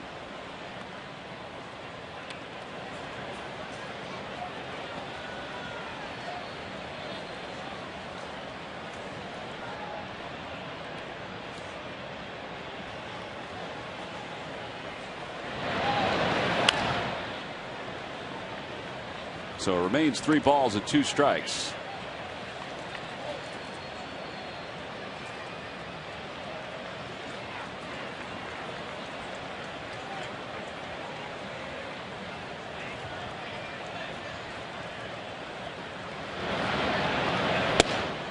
The outside corner. Boy, that's a pretty pitch by David Herndon. A 1-2-3 6th inning. 2 ground outs and then a strikeout. We played 5.5 here in Philly. The big man is due to lead it off when we return. Taste of Bud Light with a refreshing splash of 100% natural lime flavor. And by Southwest Airlines. Southwest Airlines do Rapid Rewards. Unlimited reward seats and no blackout dates. Well, night at the ballpark. Phillies are tied at 3 as we go to the bottom of the 6th. Ryan Howard to lead it off. Howard's 1 for 2. Howard is 3 for 6 in the series now.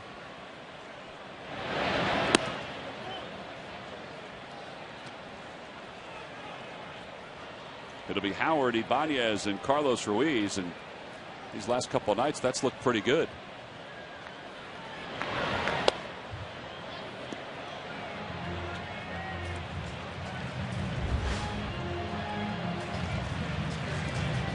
Most of this year, the Phillies offense has only had maybe 2 guys hitting at one time. Everybody else has struggled.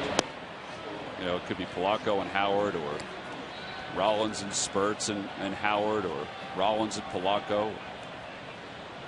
Michael Stutz is up and warming. Last couple of days has been a little different. Yeah. Well, you need, 3, 4 guys in that lineup swinging the bat well.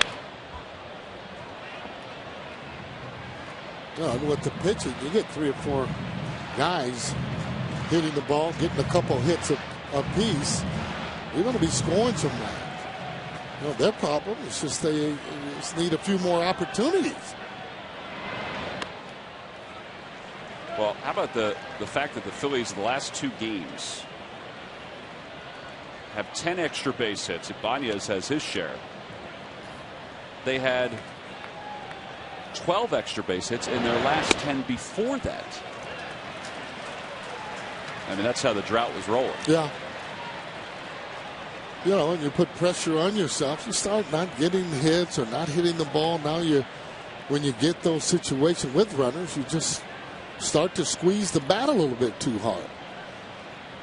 3-2 pitch to Howard. And he rolls over on it foul.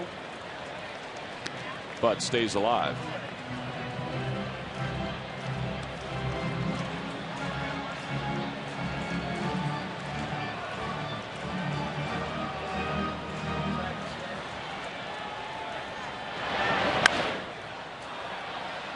Tell you what, he's getting some pitches here that he can, if he gets it timed properly, they can go a pretty long ways. Yeah, that was a fastball there that he threw a little bit late, but he's kind of protecting that plate for that slider that Cueto's been throwing down and in. Looks like a fastball, but he takes some off of it. Difficult pitch to hit when it's in the right spot.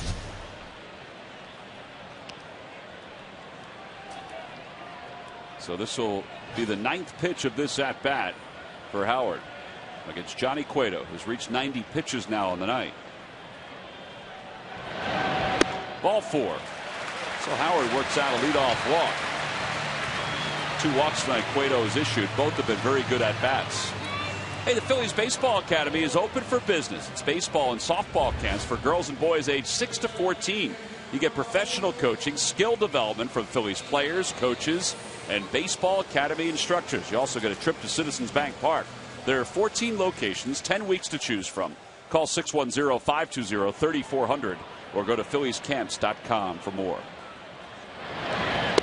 Want to know the count to Ibanez, 2 for 2 tonight.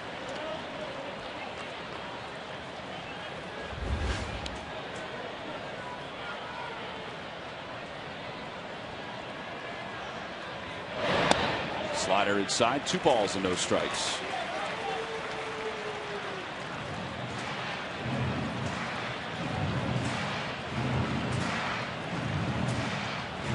Well, Cueto will give you a pitch to hit.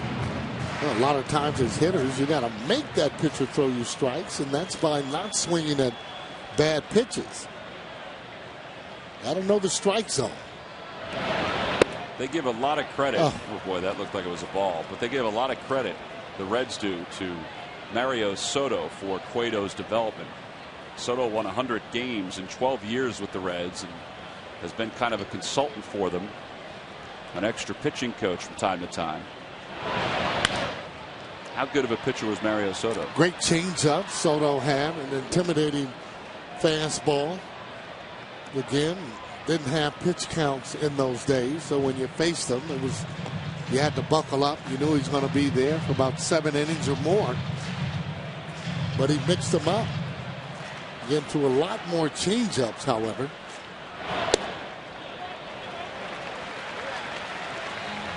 It's full, 3-2. I don't know if Ryan Howard is going to run, but I like being aggressive. And I like the way that Ibanez has been swinging. Well, it's not a big lead for Howard. He doesn't go. And Ibanez nubs it foul. Now, I say it's not a big lead for Howard, but 3-2, nobody out. Is the lead as big a deal? Well, yeah, because that gets you to go from first to third. You want to have a nice lead and a good secondary lead to be able to take off from where he is. I mean, he could almost fall back and get to the base. These have been 2 long at bats to start the 6th for the Phillies. No, and a lot has to do with that runner feeling comfortable. You know, as a coach, you can say, hey, get off more, but sometimes the guys, you know, he just won't move.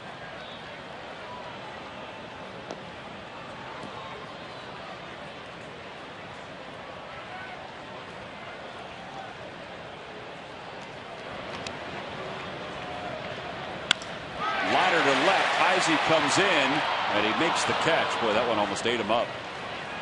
And Howard back to first. And Ibanez hits it hard. That ball slicing right back to him. One thing you like about it, however, Ibanez continues to put good wood on the ball.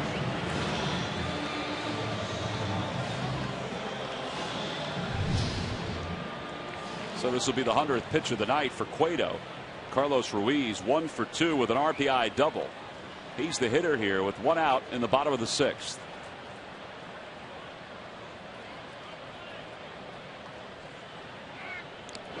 Well, there you go, Sarge. You were right. He just fell right down and he was right on the back.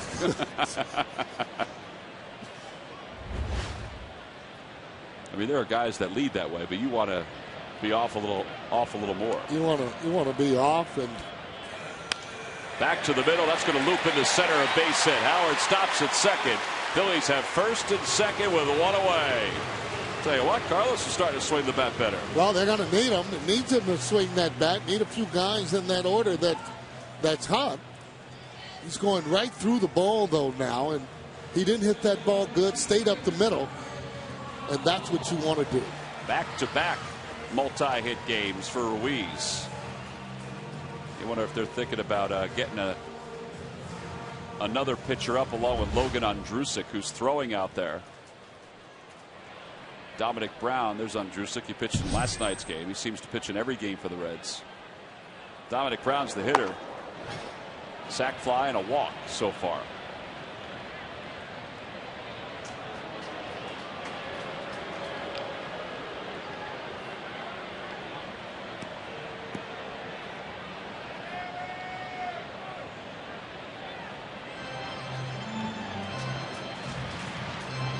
Don't have a whole lot of speed on the base paths, but Brown has hit the ball sharply the last couple of nights. He gets that ball to the right or the left of the outfielders. They may have a chance to score Howard. Needs to stay aggressive on the fastball. Well, he was aggressive. Aggressive on it. Not able to catch up to it. 93. Again, easier to hit that particular pitch than it would be that slider that is breaking down and in toward his back foot. There's the slider outside, and it's 1 ball, 1 strike.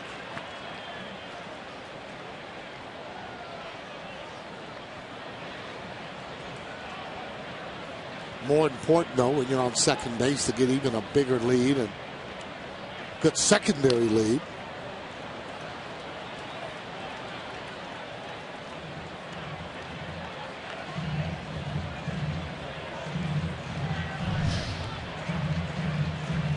Ground out, 6 flyouts, just 1 strikeout for Cueto. Only had 14 strikeouts coming in. So he has 15 strikeouts now and 24 innings of work.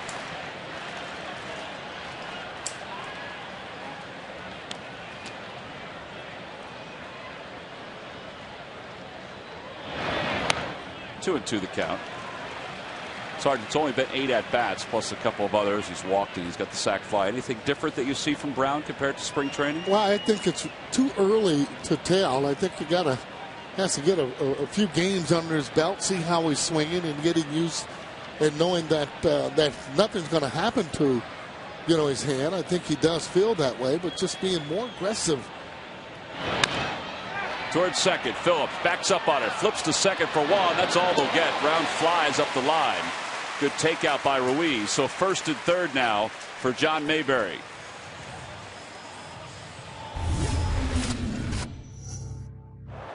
hustle hard down that first base. Try to avoid the double play, man. Kill the inning.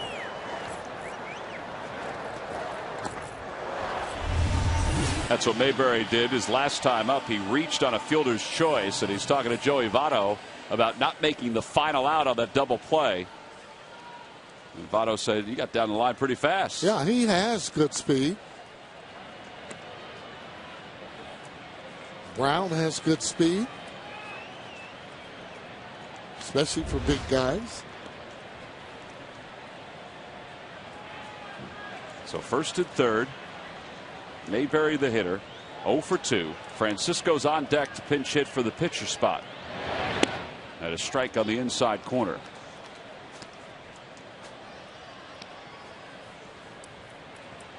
Mayberry had a clutch base hit last night in the Phillies' big inning, their 7-run inning.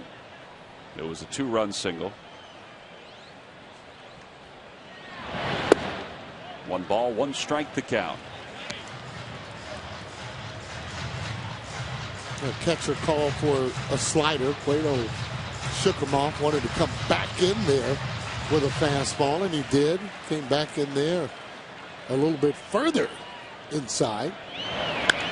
Toward third, not hit hard. Rowland has to hurry because Mayberry hustles, as Joey Votto said, and they just get him by a step. So the side is retired after the 5-3 putout. No runs, 1 hit. 2 men left for the Phils. We go to the 7th here at Citizens Bank Park.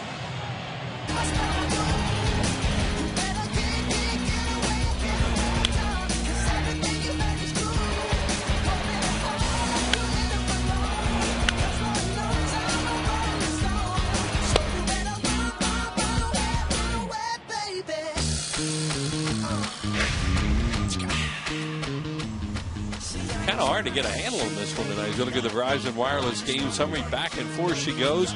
Brandon Phillips with a 2-run single. Johnny Cueto, he could be out of this game. 6 innings, 7 hits. He's battled out there just the way Vance Worley did. Both of them been in trouble throughout the game, but only 3-3 right now. Raul Ibanez and Carlos Ruiz have RBI doubles. Third pitcher of the night, Tom, for the Phillies is going to be Michael Stutz. Yeah, David Herndon did a nice job in the 6th. He retired the Reds in order, so now Stutz will come on his 12th game, a 2.35 ERA. He'll face Brandon Phillips, Joey Votto, and Scott Rowland. A lot of responsibility for the young Michael Stutz, facing the heavy hitters, or the start of the heavy hitters for the Reds. And he delivers a fastball a little high, 1-0. Yeah, and a test too, back-to-back games for him. You know, this is the kind of things they try to find out about a pitcher. All right, he did a heck of a job one night. How's he come back the next night? Does he maintain his stuff? Can he get hitters out 2 nights in a row? 2 games in a row? Grounded is short, hit hard. Rollins throws out Phillips, 1 away. Well, these lucky fans are tonight's Citizen 7. That's right. They will each receive a prize pack courtesy of Citizens Bank. Citizens Bank with the most 7-day branches in the Philadelphia area. To find a branch near you, visit citizensbank.com. They're getting Bill Bray up in the bullpen. Are the Cincinnati Reds. You have pitcher spot coming up to lead off the 7th, and Rollins and Utley. You might, they want to keep Glode on the bench maybe as a pinch hitter. And then turn Rollins around and then have another left-handed hitter and Chase Utley. So it looks like maybe that would be it for Cueto, and they're going to go to Bray. He was congratulated in between innings by Dusty Baker and Brian Price. In fact, Dusty gave him a hug. Well, he hung in there tonight. The Phillies had shots at him, and it was one of those bend don't break nights. There's Baker going over. That's the kind of guy Dusty Baker is. I mean, he's good with players. 0-2 the count to Votto. Back toward the middle. Boy, that was kind of a hanging slider, and Votto just served it into center. So he's on base for the 3rd time tonight. Tremendous on base percentage guy is Joey Votto. You look up and he's on base almost every game some way. There was a slider and right back through the middle. Stu's a little upset at himself, but pitch is down, but he's just a low ball hitter like most of these left-handed hitters are in Major League Baseball. Yeah, he said he kind of hung it, but he didn't hang it. He did go down after it. And behind home plate, it looked like it was tumbling there. Here's Rowland. Fly ball, shallow left. Polanco calls everybody off, and there are 2 outs. So 2 away with a runner at first. Hey, the Powerade Junior Phillies Club is open for all fans 14 and under. Members receive a Junior Phillies Club backpack, a Carlos Ruiz poster, and magnet series. Membership card, opportunity to win fun prizes. Registration is $13, so those 3 youngsters have a chance to be part of the Phillies Junior Club, brought to you by Powerade. Go to Phillies.com/Junior Phillies Club for more information. I'm going to have a little conversation about Jay Bruce right now. He is a very, very tough out.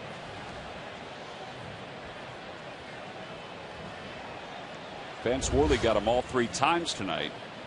Last one was a big out.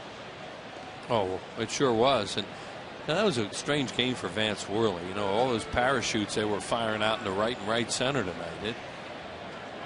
I don't know whether he's jamming guys that were hitting off the end of the bat, or maybe a combination thereof. But there were a lot of strange looking hits. And I'm sure he'd be the first one to tell you that walking the pitcher is the thing that got him in trouble, leading off the inning. That was in the 5th when he allowed the 2 runs. He left the bases loaded. To his credit, he pitched around Hernandez a little bit, not pitched around, but he fell behind him. They walked him and he got Heisey on that foul pop up. Keep this game tied. On the outside corner, 0-1.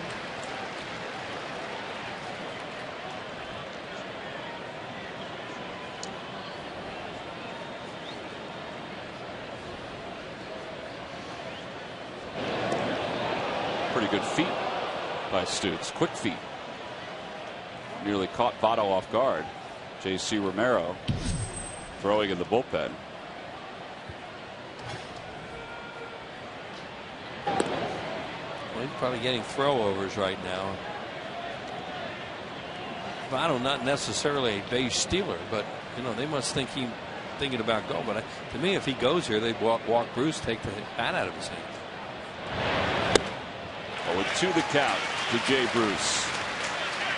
191 with the first fastball, 93 with that one.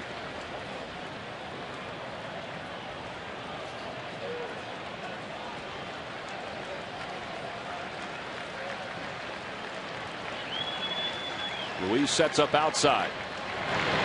Got him. 3 straight fastballs, and Bruce is down swinging for the 3rd time tonight. Nice job by Stutz after a 1-2-3-6 by Herndon. Stutz leaves one here in the 7th. Quiz answer. Wheels, what former Phillies third baseman won the National League MVP award as a Reds pitcher? Tom, why don't you share that answer with me, because I have no idea. Oh, he was in the Hall of Fame by the Cincinnati Reds in 1958. I was waiting for the buzzer. Bucky Walters is the correct answer. He's a Philly guy. He is a Philly guy. Passed away in 1991. Yeah. And here's the resume on Bucky Walters. I know Bucky. I mean, I know who he is, sure. Born in Philadelphia, started his career as a third baseman for the Boston Braves, and in 1934, the Phillies changed his life as they converted him to a pitcher. He got 198 games. It wasn't that guy. Nope. Scott Rowland, though, as we said, probably could pitch at one time if he wanted to. Yeah. I'm trying to think of a Phillies third baseman who could have been that Reds guy. That's a good question. Bucky Walters in 2009 was part of the Veterans Committee's, was on the ballot for the Veterans Committee for the National Baseball Hall of Fame, as Bill Bray enters his 25th game for the Reds. And Ben Francisco's pinch hitting. Right, and they wanted Francisco here as opposed to Glode and what follows, and that's why they're bringing Bray in. He's probably the only left-hander they have available, because Maloney, you wouldn't think he could go tonight, even in this situation. 2-1 the count to Francisco. So they decided a tie game, this is the best place to use it. One left-hander who's available. And now they have Glode available. The Phillies do for later on in the game if they need him. Right, and then all right-handers out of the bullpen from this point on for Cincinnati. 2 balls, 1 strike to count to Francisco.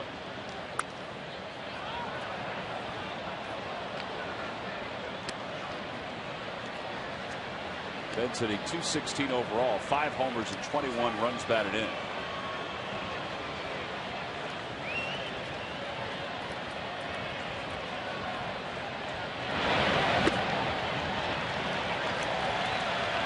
Actually, there have only been a couple of walks tonight, both walks. Dominic Brown and Ryan Howard, they really worked them. Rollins waits on deck.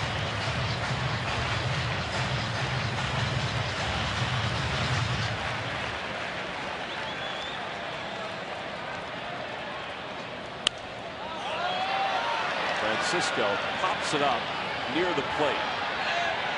1 away.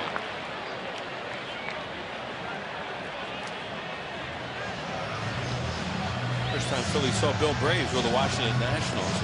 Then he had arm surgery, but he's done a good job for Cincinnati since he's been healthy.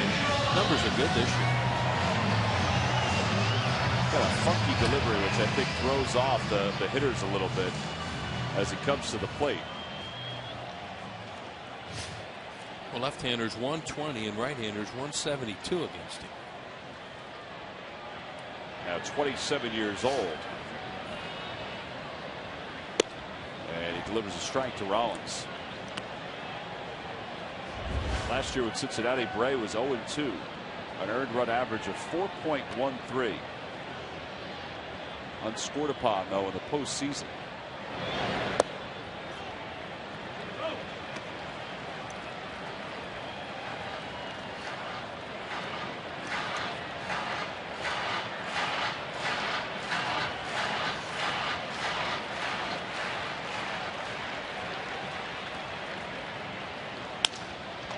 Liner towards short, diving catch by Giannis. Ball was not hit hard, and Giannis was able to leave his feet to make that play. 2 outs. Yeah, hits it right off the end of the bat, and a good job of timing that by Giannis to go to his right and catch it right here. 2 feet off the ground. As Tom said, the key to that play was it was not hit that hard, so we had time to cut it off. 2 outs now for Utley, who's 1 for 3 tonight. 1 for 8 since coming off the disabled list.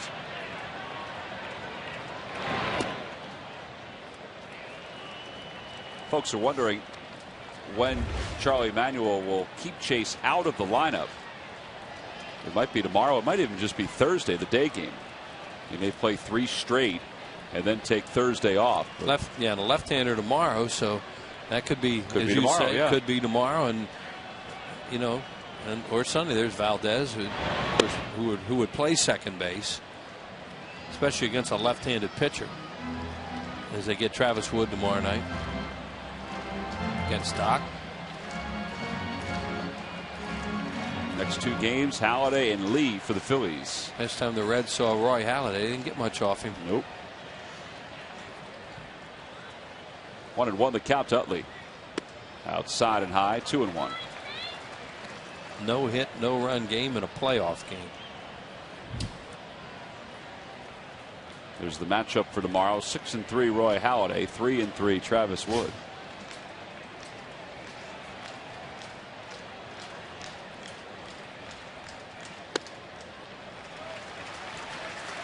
Charlie Manuel said last night he liked Utley's swings on fastballs. He thought they were good. He said the changeups, his timing was off a little bit. He said, but that's what, that's why they felt he needed at bats, and they think he's, close after having 40+ at bats down in Clearwater. Yeah, changeups and breaking balls from left-handers especially are tough. 3-1 the count to Utley. I don't know if that's been a strike all night.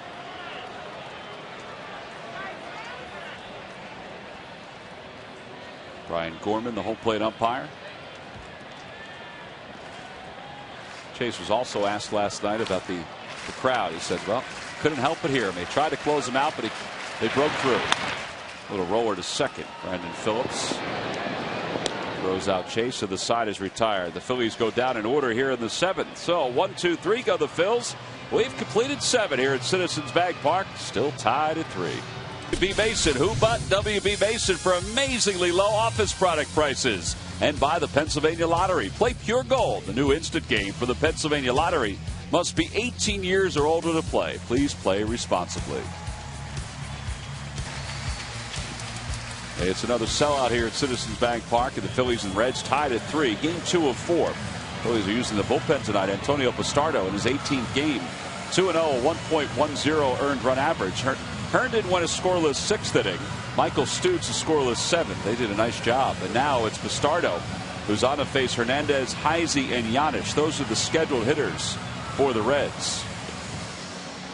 Rich Doobie was talking about his bullpen today because the expectation is that Jose Contreras will be back sometime in the next day or 2.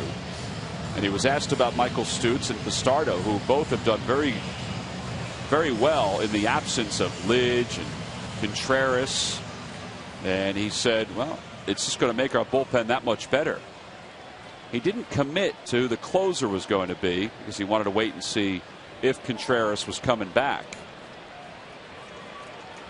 But Michael Stutes has grown up very quickly and has done a great job. He threw 9 pitches tonight, 8 strikes. Yeah, and I think that question about back-to-back was answered. His stuff was very good tonight. Here's Ramon Hernandez. Now Bastardo will still be used probably in the 8th inning of games depending on the matchups, whereas Stutes could be the 7th inning guy leading into Contreras in the 8th and then Madson in the 9th, if that's the route the Phillies take. A bunt. Foul. And it's 0-2. Ryan Madson, who hasn't pitched in a couple of days, when he got that ball back off his hand the other day, Rich Doobie said it was a little stiff the next day. That's one of the reasons why he wasn't available the next day. Plus, he had thrown in a few games in a row. But he's raring to go. Oh, yeah, they'd love to get in a situation where they could use him tonight, getting into a save. Another tight game between these two teams. Phillies have won a lot of games from the Reds, especially here, and they play a lot of close games.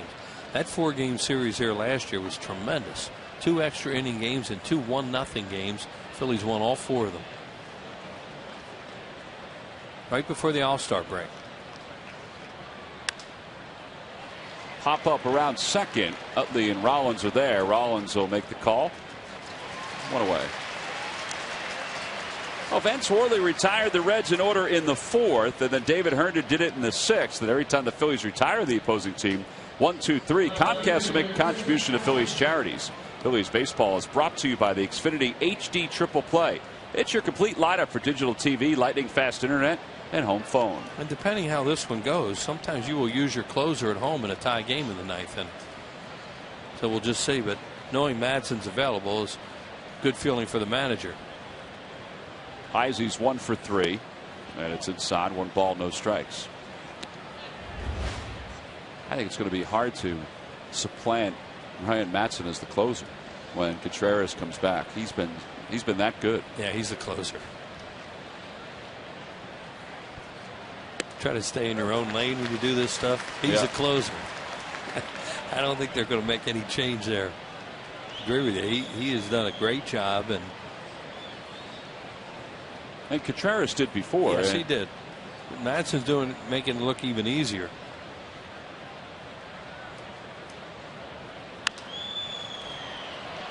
That'll go foul. Boy, look out. This guy is opening up and looking in right now. As you saw there with that swing he just had.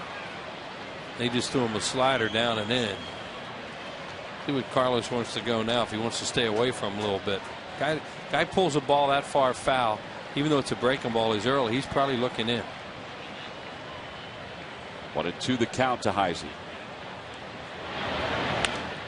He opened up again. Let's see if that one stays in play. Ruiz and Polanco are over, and Carlos runs out of room. Yeah, they went right back in there again. That was a fastball.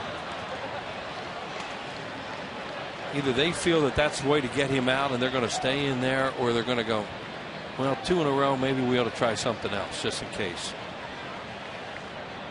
It's one of the great guessing games with pitchers and catchers and hitters. You know how they watch to see what maybe they can figure out what the guy's looking for, or maybe they're just, there's Giannis, maybe they're just convinced that the way to get him out is to keep pounding him in.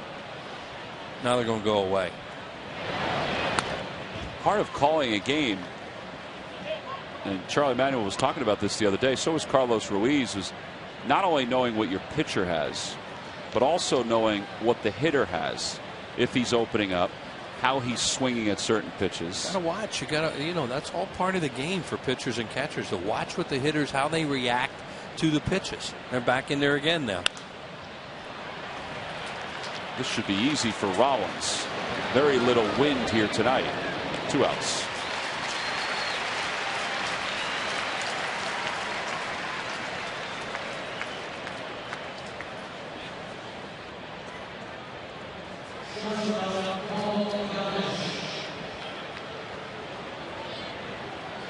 So Paul Giannis is the batter. He's 0 for 3. He's grounded out a couple times. He's popped out to second.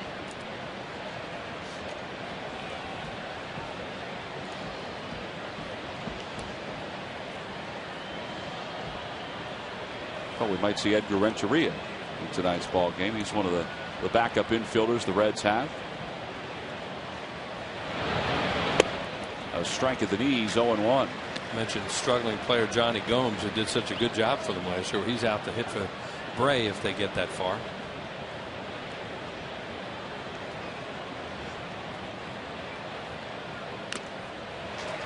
Two strikes, so 0-2 now.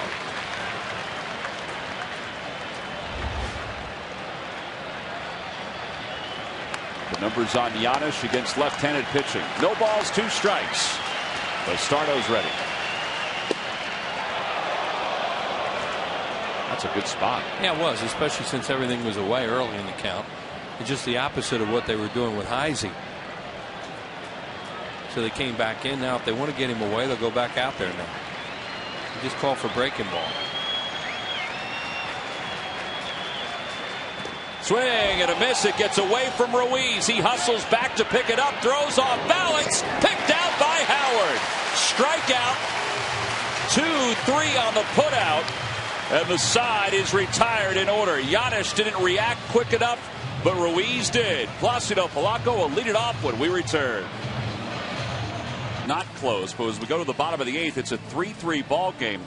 Look at the last 8 games, including the postseason, between the Phillies and the Reds. The Phillies are 8-0 during those games, but look at the Reds' ERA. Phillies have averaged just under 5 runs per game. The Reds, though, have averaged just over 2. We mentioned those 2 1-0 games last year, and there's 2 extra inning games, and one of those extra inning games was a game that Wood took the perfect game into the 9th inning. So obviously they didn't have a lot of offense in that game. Well, Bill Bray is about to start the bottom of the 8th for Dusty Baker. He'll take a look at his lineup card and the Phillies lineup card. How valuable is this if this guy can go 2 innings for them with Howard and Ibanez coming in? Nowadays, you don't find many pitchers that go 2 innings, especially guys that come in late or you think are situation guys. Very important that the Reds could use him for a 2nd inning here and not have to use a right-hander. Delivers a strike. It's 1-1 to Polanco. Polanco's 0 for 3. He's grounded out a couple times, fly to center. I had him totaled up. I thought he was out of the game, even if they didn't hit for him. Well, this is it for him, though. You figure. I mean, right. Well, they had that right-hander up in the bullpen before, and you would think that, as they get along in this inning, they'll probably get somebody up again if Howard and Ibanez do any damage.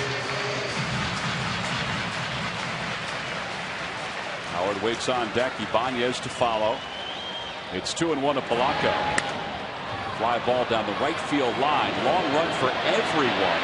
Votto is there, and he just missed getting it. New life for Polanco. Good try by Joey Votto. Look how far he went. This is a first baseman. He's all the way down to the warning track when he slides here. Tremendous effort. Bruce was playing Polanco over the gap at right center field, so he couldn't get there. And long run for Votto. On the Toyota Major League scoreboard, Cubs lead the Mets 5-1. Jose Reyes, who's not worth Carl Crawford money, as Fred Wilpon, the Mets owner, said, is 2 for 3 with an RBI, but the Cubs are leading that one. 2-2 pitch. Grounded toward third, a foul ball. See how close Scott Rowland was to the line there. And that's where they have him positioned so that they don't get beat with the double down the line. Ball in the hole, fine, but not down the line.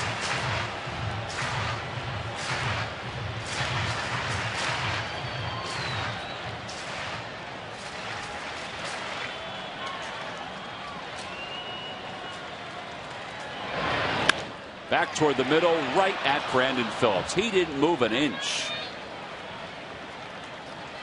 One gone here in the 8th. By the way, Ryan Madson is up in the Phillies bullpen. Talked about you use your closer in a tie game at home sometimes, and that is the idea right now, it would appear.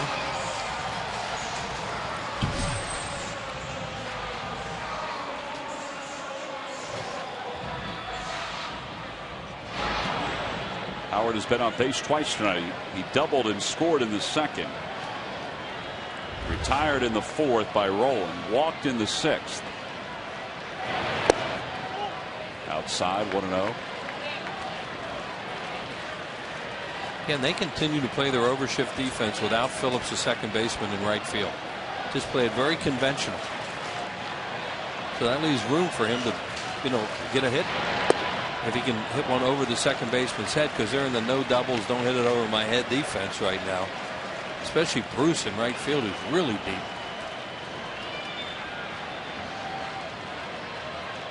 See how deep the right fielder is there.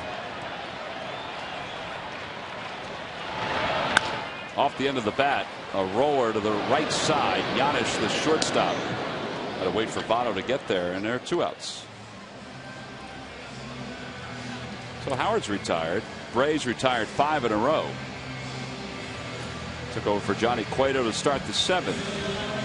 And now with 2 outs, Ibanez, who's 2 for 3, will get a chance to hit.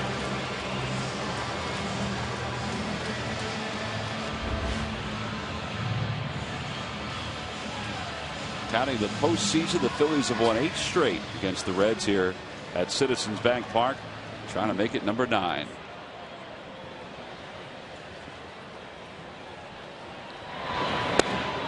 figure this is the last batter for Bray, with Andrusik up and throwing again in the pen.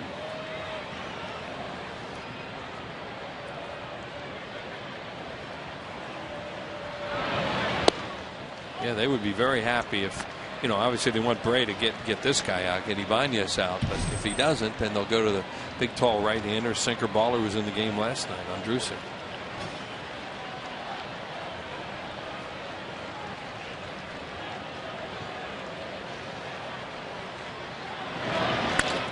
Back toward the middle. Phillips can't get to it. Another hit for Ibanez. 3 hits on the night. So a 2-out base hit, and the go-ahead run is aboard. Dusty Baker just left his seat in the dugout. He may make a double switch here. He's got the lineup card out. He's walking out toward Brian Gorman. Ibanez was his 3rd 3-hit night of the year. And Baker wants to make a double switch because the pitcher's due to lead off the 9th. So Andrusik's going to take over for Bill Bray. It'll be righty on righty here in the 8th. And Giannis is going to leave the ball game for the Reds. He may get Renteria now. And Edgar Renteria, we've seen an awful lot during his career, will most likely take over at shortstop. And here he comes. So Andrusik coming in. 2 outs here in the 8th. Runner at first. Carlos Ruiz is due up. We've got an AT&T call to the bullpen here at Citizens Bank Park. Season here at Citizens Bank Park. In fact, you can go to Phillies.com right now.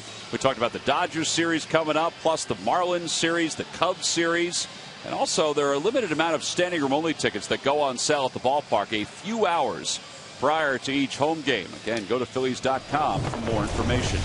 Bill Bray's evening is complete. His line is not done just yet. He'll leave and give way to Logan Andrusik. 26th game for Andrusik. That leads the Reds. He pitched in last night's ball game. And he'll face Carlos Ruiz, who's 2 for 3. 2-2, a 2.10 ERA. Carlos taking all the way, takes high, 1-0.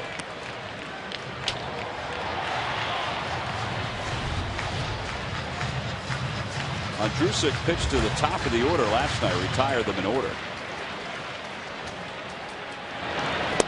2-0. I would think if you're 6'8" and you're taking over for a guy like Bill Bray, who's pretty tall, and then a guy like Johnny Cueto, who's not, your landing spot's going to be a little different out there on the mound. A little bit. Remember last year when Halladay and Lincecum were pitching against each other and they were landing in the same spot? Yeah. That was incredible to watch. 6'6" and 5'11". If that, yeah. Listed. And that because of that amazing stride of Lincecum's. 3-0 the count. Ball 4, 2 on, and the go-ahead run is in scoring position.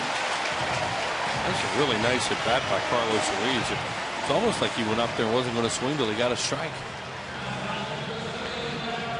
Let's see if Dominic Brown does the same, since Andrusik missed on all 4 pitches. Dusty Baker's team they've been in a mix-up since taking over first place in the Central 8 days ago. Now they share second with the Brewers. And Brown takes a strike. It's 0-1. Well, he threw 4 fastballs to Ruiz and missed, and started Brown with a breaking ball, got it over. Now he's in the hole. 0-2. Brown is.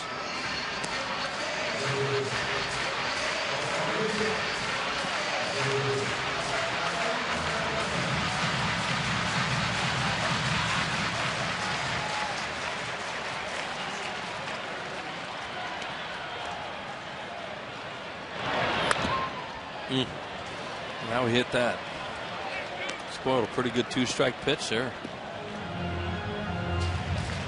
Been on base twice tonight. A sac fly in the second, then a walk in the 4th. The fielder's choice in the 6th. The go-ahead runs at second. Yeah, and the outfielder's in normal position now because they know they're going to have to try and throw out a go-ahead run at the plate.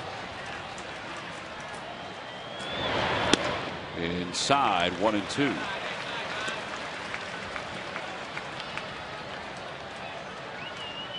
John Mayberry waits on deck. Wilson Valdez is on the stairs. pitcher spot is due up after Mayberry.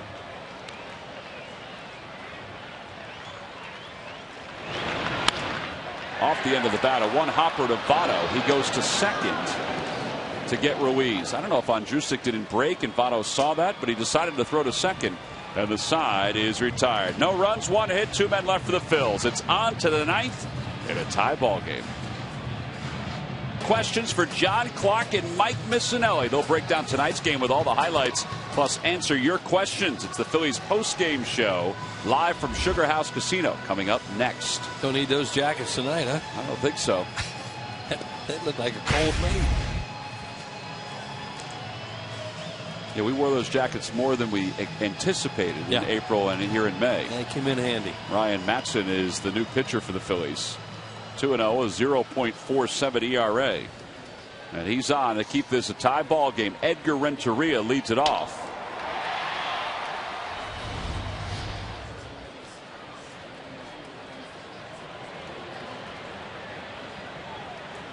Edgar Renteria came on as part of a double switch in the bottom of the 8th.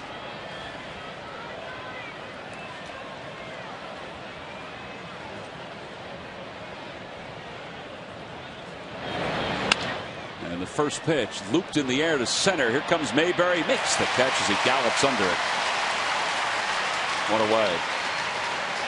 Not to overstate it, but he really does play a nice center field. We got a tremendous jump on that ball because a guy takes a full swing like that. You could freeze, go back. He did. He broke on it. He read it right away. Watch. Here's the swing, and he comes in immediately. He read it and broke in and then caught it easily. You know, you hesitate on that or you break back a little bit, and the next thing you know, you're into one of those sliding catches where you can kick it somewhere and turn it into a double to start out the inning. 1 out, Drew Stubbs bunts toward third. Barehanded by Madson, throws to first and a one-hop past Howard. Utley gets to it. Stubbs goes to second. Well, that'll be a base hit for Stubbs and then an E1. I don't know if Polanco would have fielded that if he had a better look at first or not, but Madson got to the ball. He just didn't get the grip on it.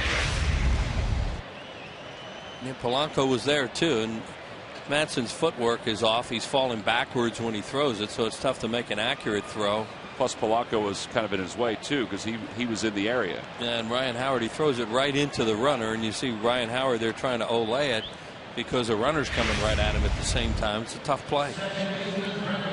So a single E1, as we said. Brandon Phillips is the batter. He's 1 for 3. Phillips grounded as short as last time up. Singled in the 5th. Reached on a walk. They have 2 pitchers up in the bullpen, and one of them's Cordero, their closer, in case they take the lead here.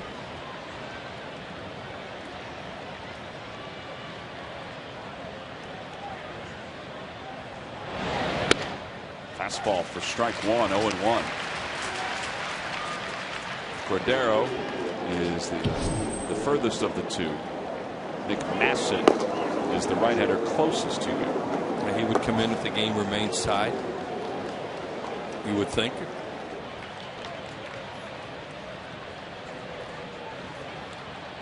Well, they're really cheating into the outfield right now. Very, very shallow. Bruce, the guy at second, Stubbs, can fly. He's got great speed. Tremendous athlete. See how shallow Brown and Mayberry are, and Banya's, you know, it's a pull side, so he's got to be a little bit deeper.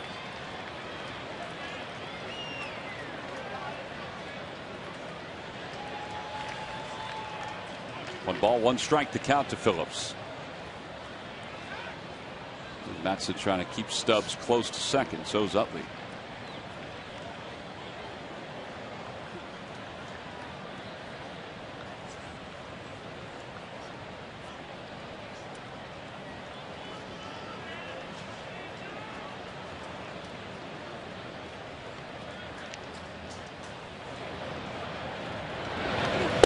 Good changeup. 1-2.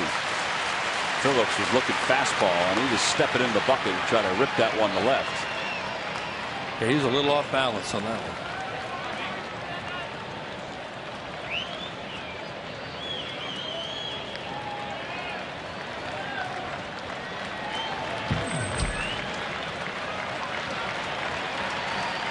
Phillies have 2 errors tonight. 16 coming in. They were the best in baseball defensively. And so Ruiz put the glove up high. They did that intensely, trying to get him to chase a high fastball. And he didn't go after it. Their pattern a lot lately has been with hitters they think will chase up like that to try it. If they don't, then they throw the changeup down.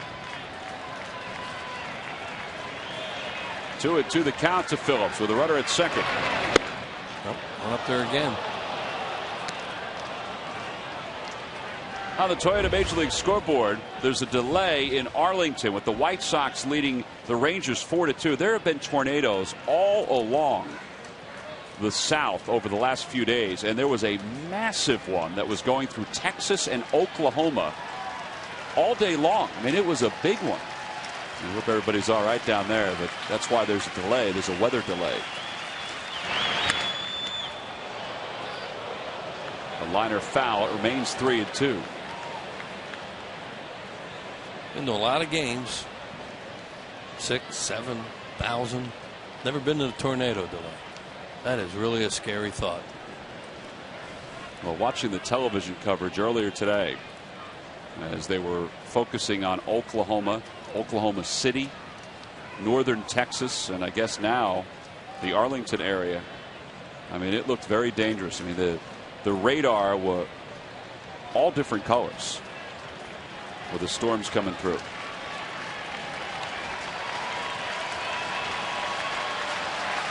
They go 3-2 changeup after a lot of fastballs. They do. A liner right at Rollins. 2 outs. Yeah, it wasn't a good one, a real good one, but he got the out because he hit it off the end of the bat a little bit at Jimmy Rollins. Hit it pretty well, but after all those high fastballs, they decided to go changeup. And they're going to walk Votto intentionally. Ruiz already has the glove out, and Phillips is still strolling back to the dugout. They've decided that they're going to deal with Scott Rowland instead of Joey Votto with the go-ahead run at second here in the top of the ninth. Yeah, and that's understandable. For a number of reasons. Righty against righty instead of Votto up there, a left-hander. Plus, he's the reigning National League MVP. And they throw to second, and Stubbs almost fell asleep.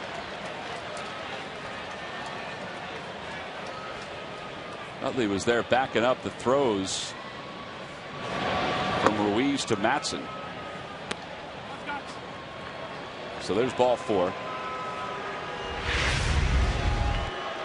You see Carlos Ruiz watching, or Madson watching Stubbs kind of wander off a little bit. Took a shot at it. Stubbs was looking the whole time. He never put his head down. He just wasn't aggressive back to the bag.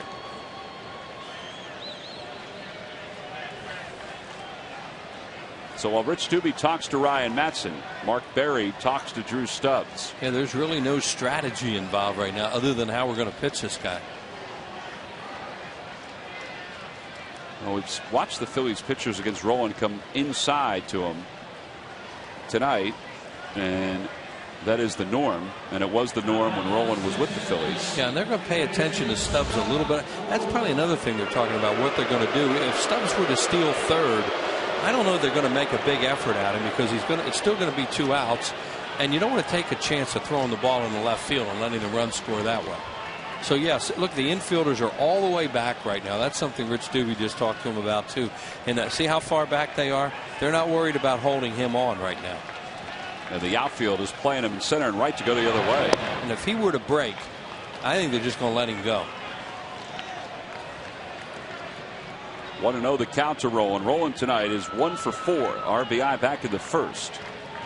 Boy, Brown is really cheating in and right at the offside for Rowland. That's really where the first hit he had went tonight. Yeah. Grounder to third. Polanco diving stop. Gets to his feet. Throws to first. And Howard did a nice job coming off the bag.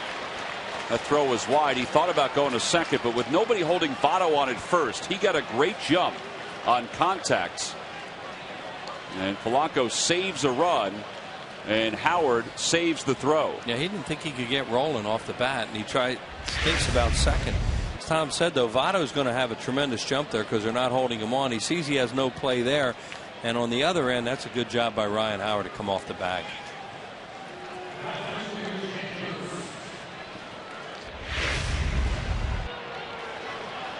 So the bases are now loaded for Jay Bruce. 0 for 4 tonight with 3 strikeouts. See his numbers with the bases loaded. A tie game here, 3-3, top of the ninth. And he gets him with strike 1 on a changeup. 86 on that changeup. 0-1 the count.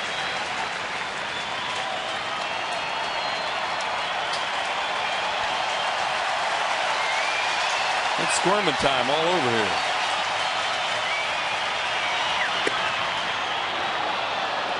That's the spot that Worley got Stubbs swinging, or excuse me, Bruce swinging on earlier.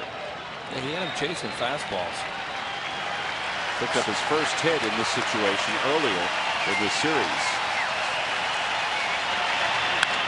To right center field. On the run is Brown. That's going to be over his head. A one-hop off the base of the wall. That's going to clear the bases. Bruce, a 3-run double, and the Reds lead it 6-3. Well, he tried to come inside on him. Figured maybe he's looking out there, and he didn't get it far enough inside, and he smoked it. And that's what good players can do. He's a big-time player, Bruce. But I think Ryan really missed the spot. Watch Ruiz slide inside here. See him slide inside, and he totally misses his spot. It tails out over the plate, and bam, clears him. Just a case of they try to make a pitch in a spot, miss the spot, and the guy makes you pay for it. Well, Madson had gone 13 consecutive outings without allowing a run. And he's allowed 3 here in the ninth. So the Reds lead it 6-3. And now it's just Francisco Cordero loosening up in the pen for Cincinnati. Ramon Hernandez 1 for 3. Fouls the first one back.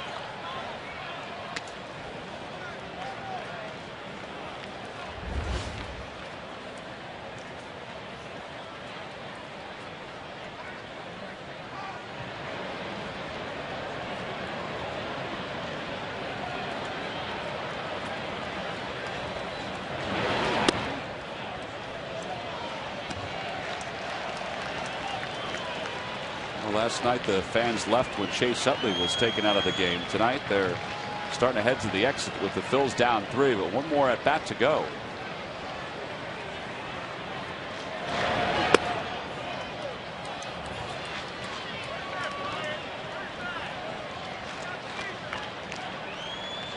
Two and 1 the count to Hernandez.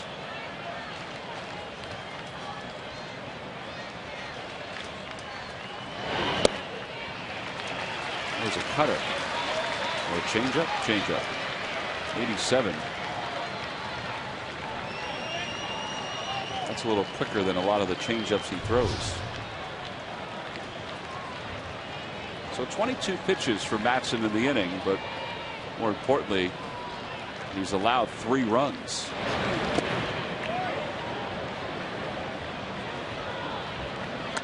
A little frustrated right now. As Cordero's going to come into the ball game, you tell Madson a little frustrated because that pitch he made to Bruce just killed him.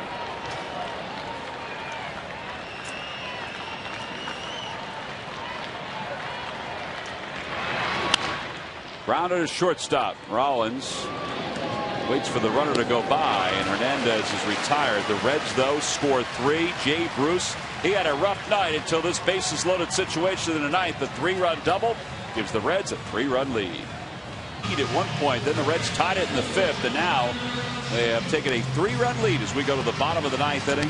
Ryan Madson has been very good for the Phillies this year, and he just allowed 3 runs in the Reds half of the 9th. And we'll hope the Phillies can get something going against the Reds closer, Francisco Cordero, who, I don't want to say quietly, but you don't hear a whole lot about him.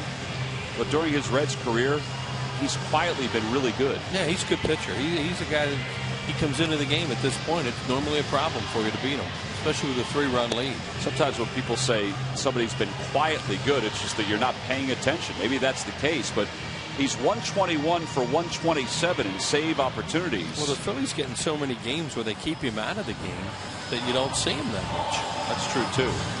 He has 298 career saves.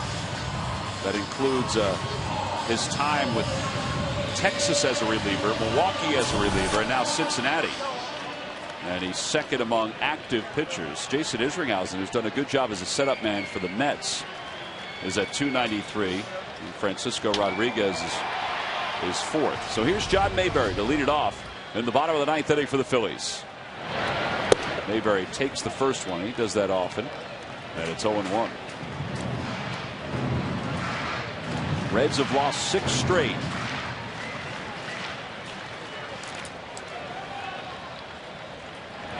Think about how they got their inning started. Stubbs, their leadoff guy, bunts, and Ryan threw the ball away, and it really set up the inning because then all kinds of things.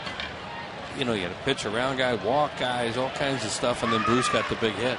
And there's Stubbs, who got it started. He has great speed, so once that ball was thrown away, he was at second base. Cordero's got everything: fastball, curveball, slider. He throws a split. And he can strike guys out, too. And he's ready to go. 1-2 the count. He did not pitch last year in the division series against the Phillies. That's what I mean. They're in so many games with them that they win or they keep the closer out that we just don't see him that much. He's also a 3-time All-Star. 2-2 the count to Mayberry. Got it in on the hands, and to the right side, Brandon Phillips calls off Votto, 1 away. So 1 out here in the bottom of the 9th. And Michael Martinez will pinch hit.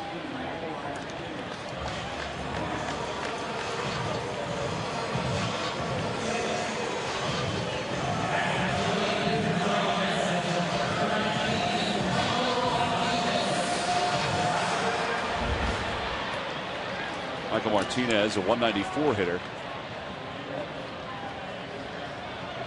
Rolling in on the grass at third. And it's 1 ball, no strikes. There's Ross Gload. Now, Gload is the primary pinch hitter for the Phillies, but they are most likely saving him if they are fortunate enough to get the tying run to the plate. Right. If they got to a situation where, he could do more damage, that's why he's not being used right now. 1 ball, 1 strike the count. Back toward the middle, over the second base bag. Renteria makes a nice play. 2 outs. So the Phillies down to their final out and go back to the top of the order.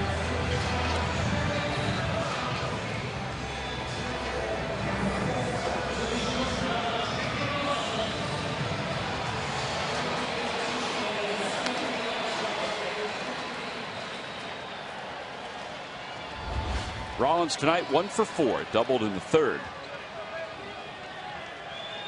It was thrown out trying to score on a base hit by Chase Utley. And a liner caught by Joey Votto, and the Reds have taken game 2 of this series, and they've ended their 6-game losing streak. So they win it by a final score of 6-3. Francisco Cordero closes things out for Cincinnati. Jay Bruce offensively closed things out in the top of the 9th with a 3-run bases clearing double. He is our Chevrolet player of the game. Guy was 0 for 4 with 3 strikeouts, but this game is a game of redemption, and he came up in his last at bat and came through for the Reds. Yeah, here's our teammates in delivery of the game. You see, it was supposed to be a fastball in. As it turns out, it ran out over the plate, and Bruce nailed it. Miguel Cairo saying, come on, all of you guys score. And they did, rolling all the way from first base, and that cleared the bases.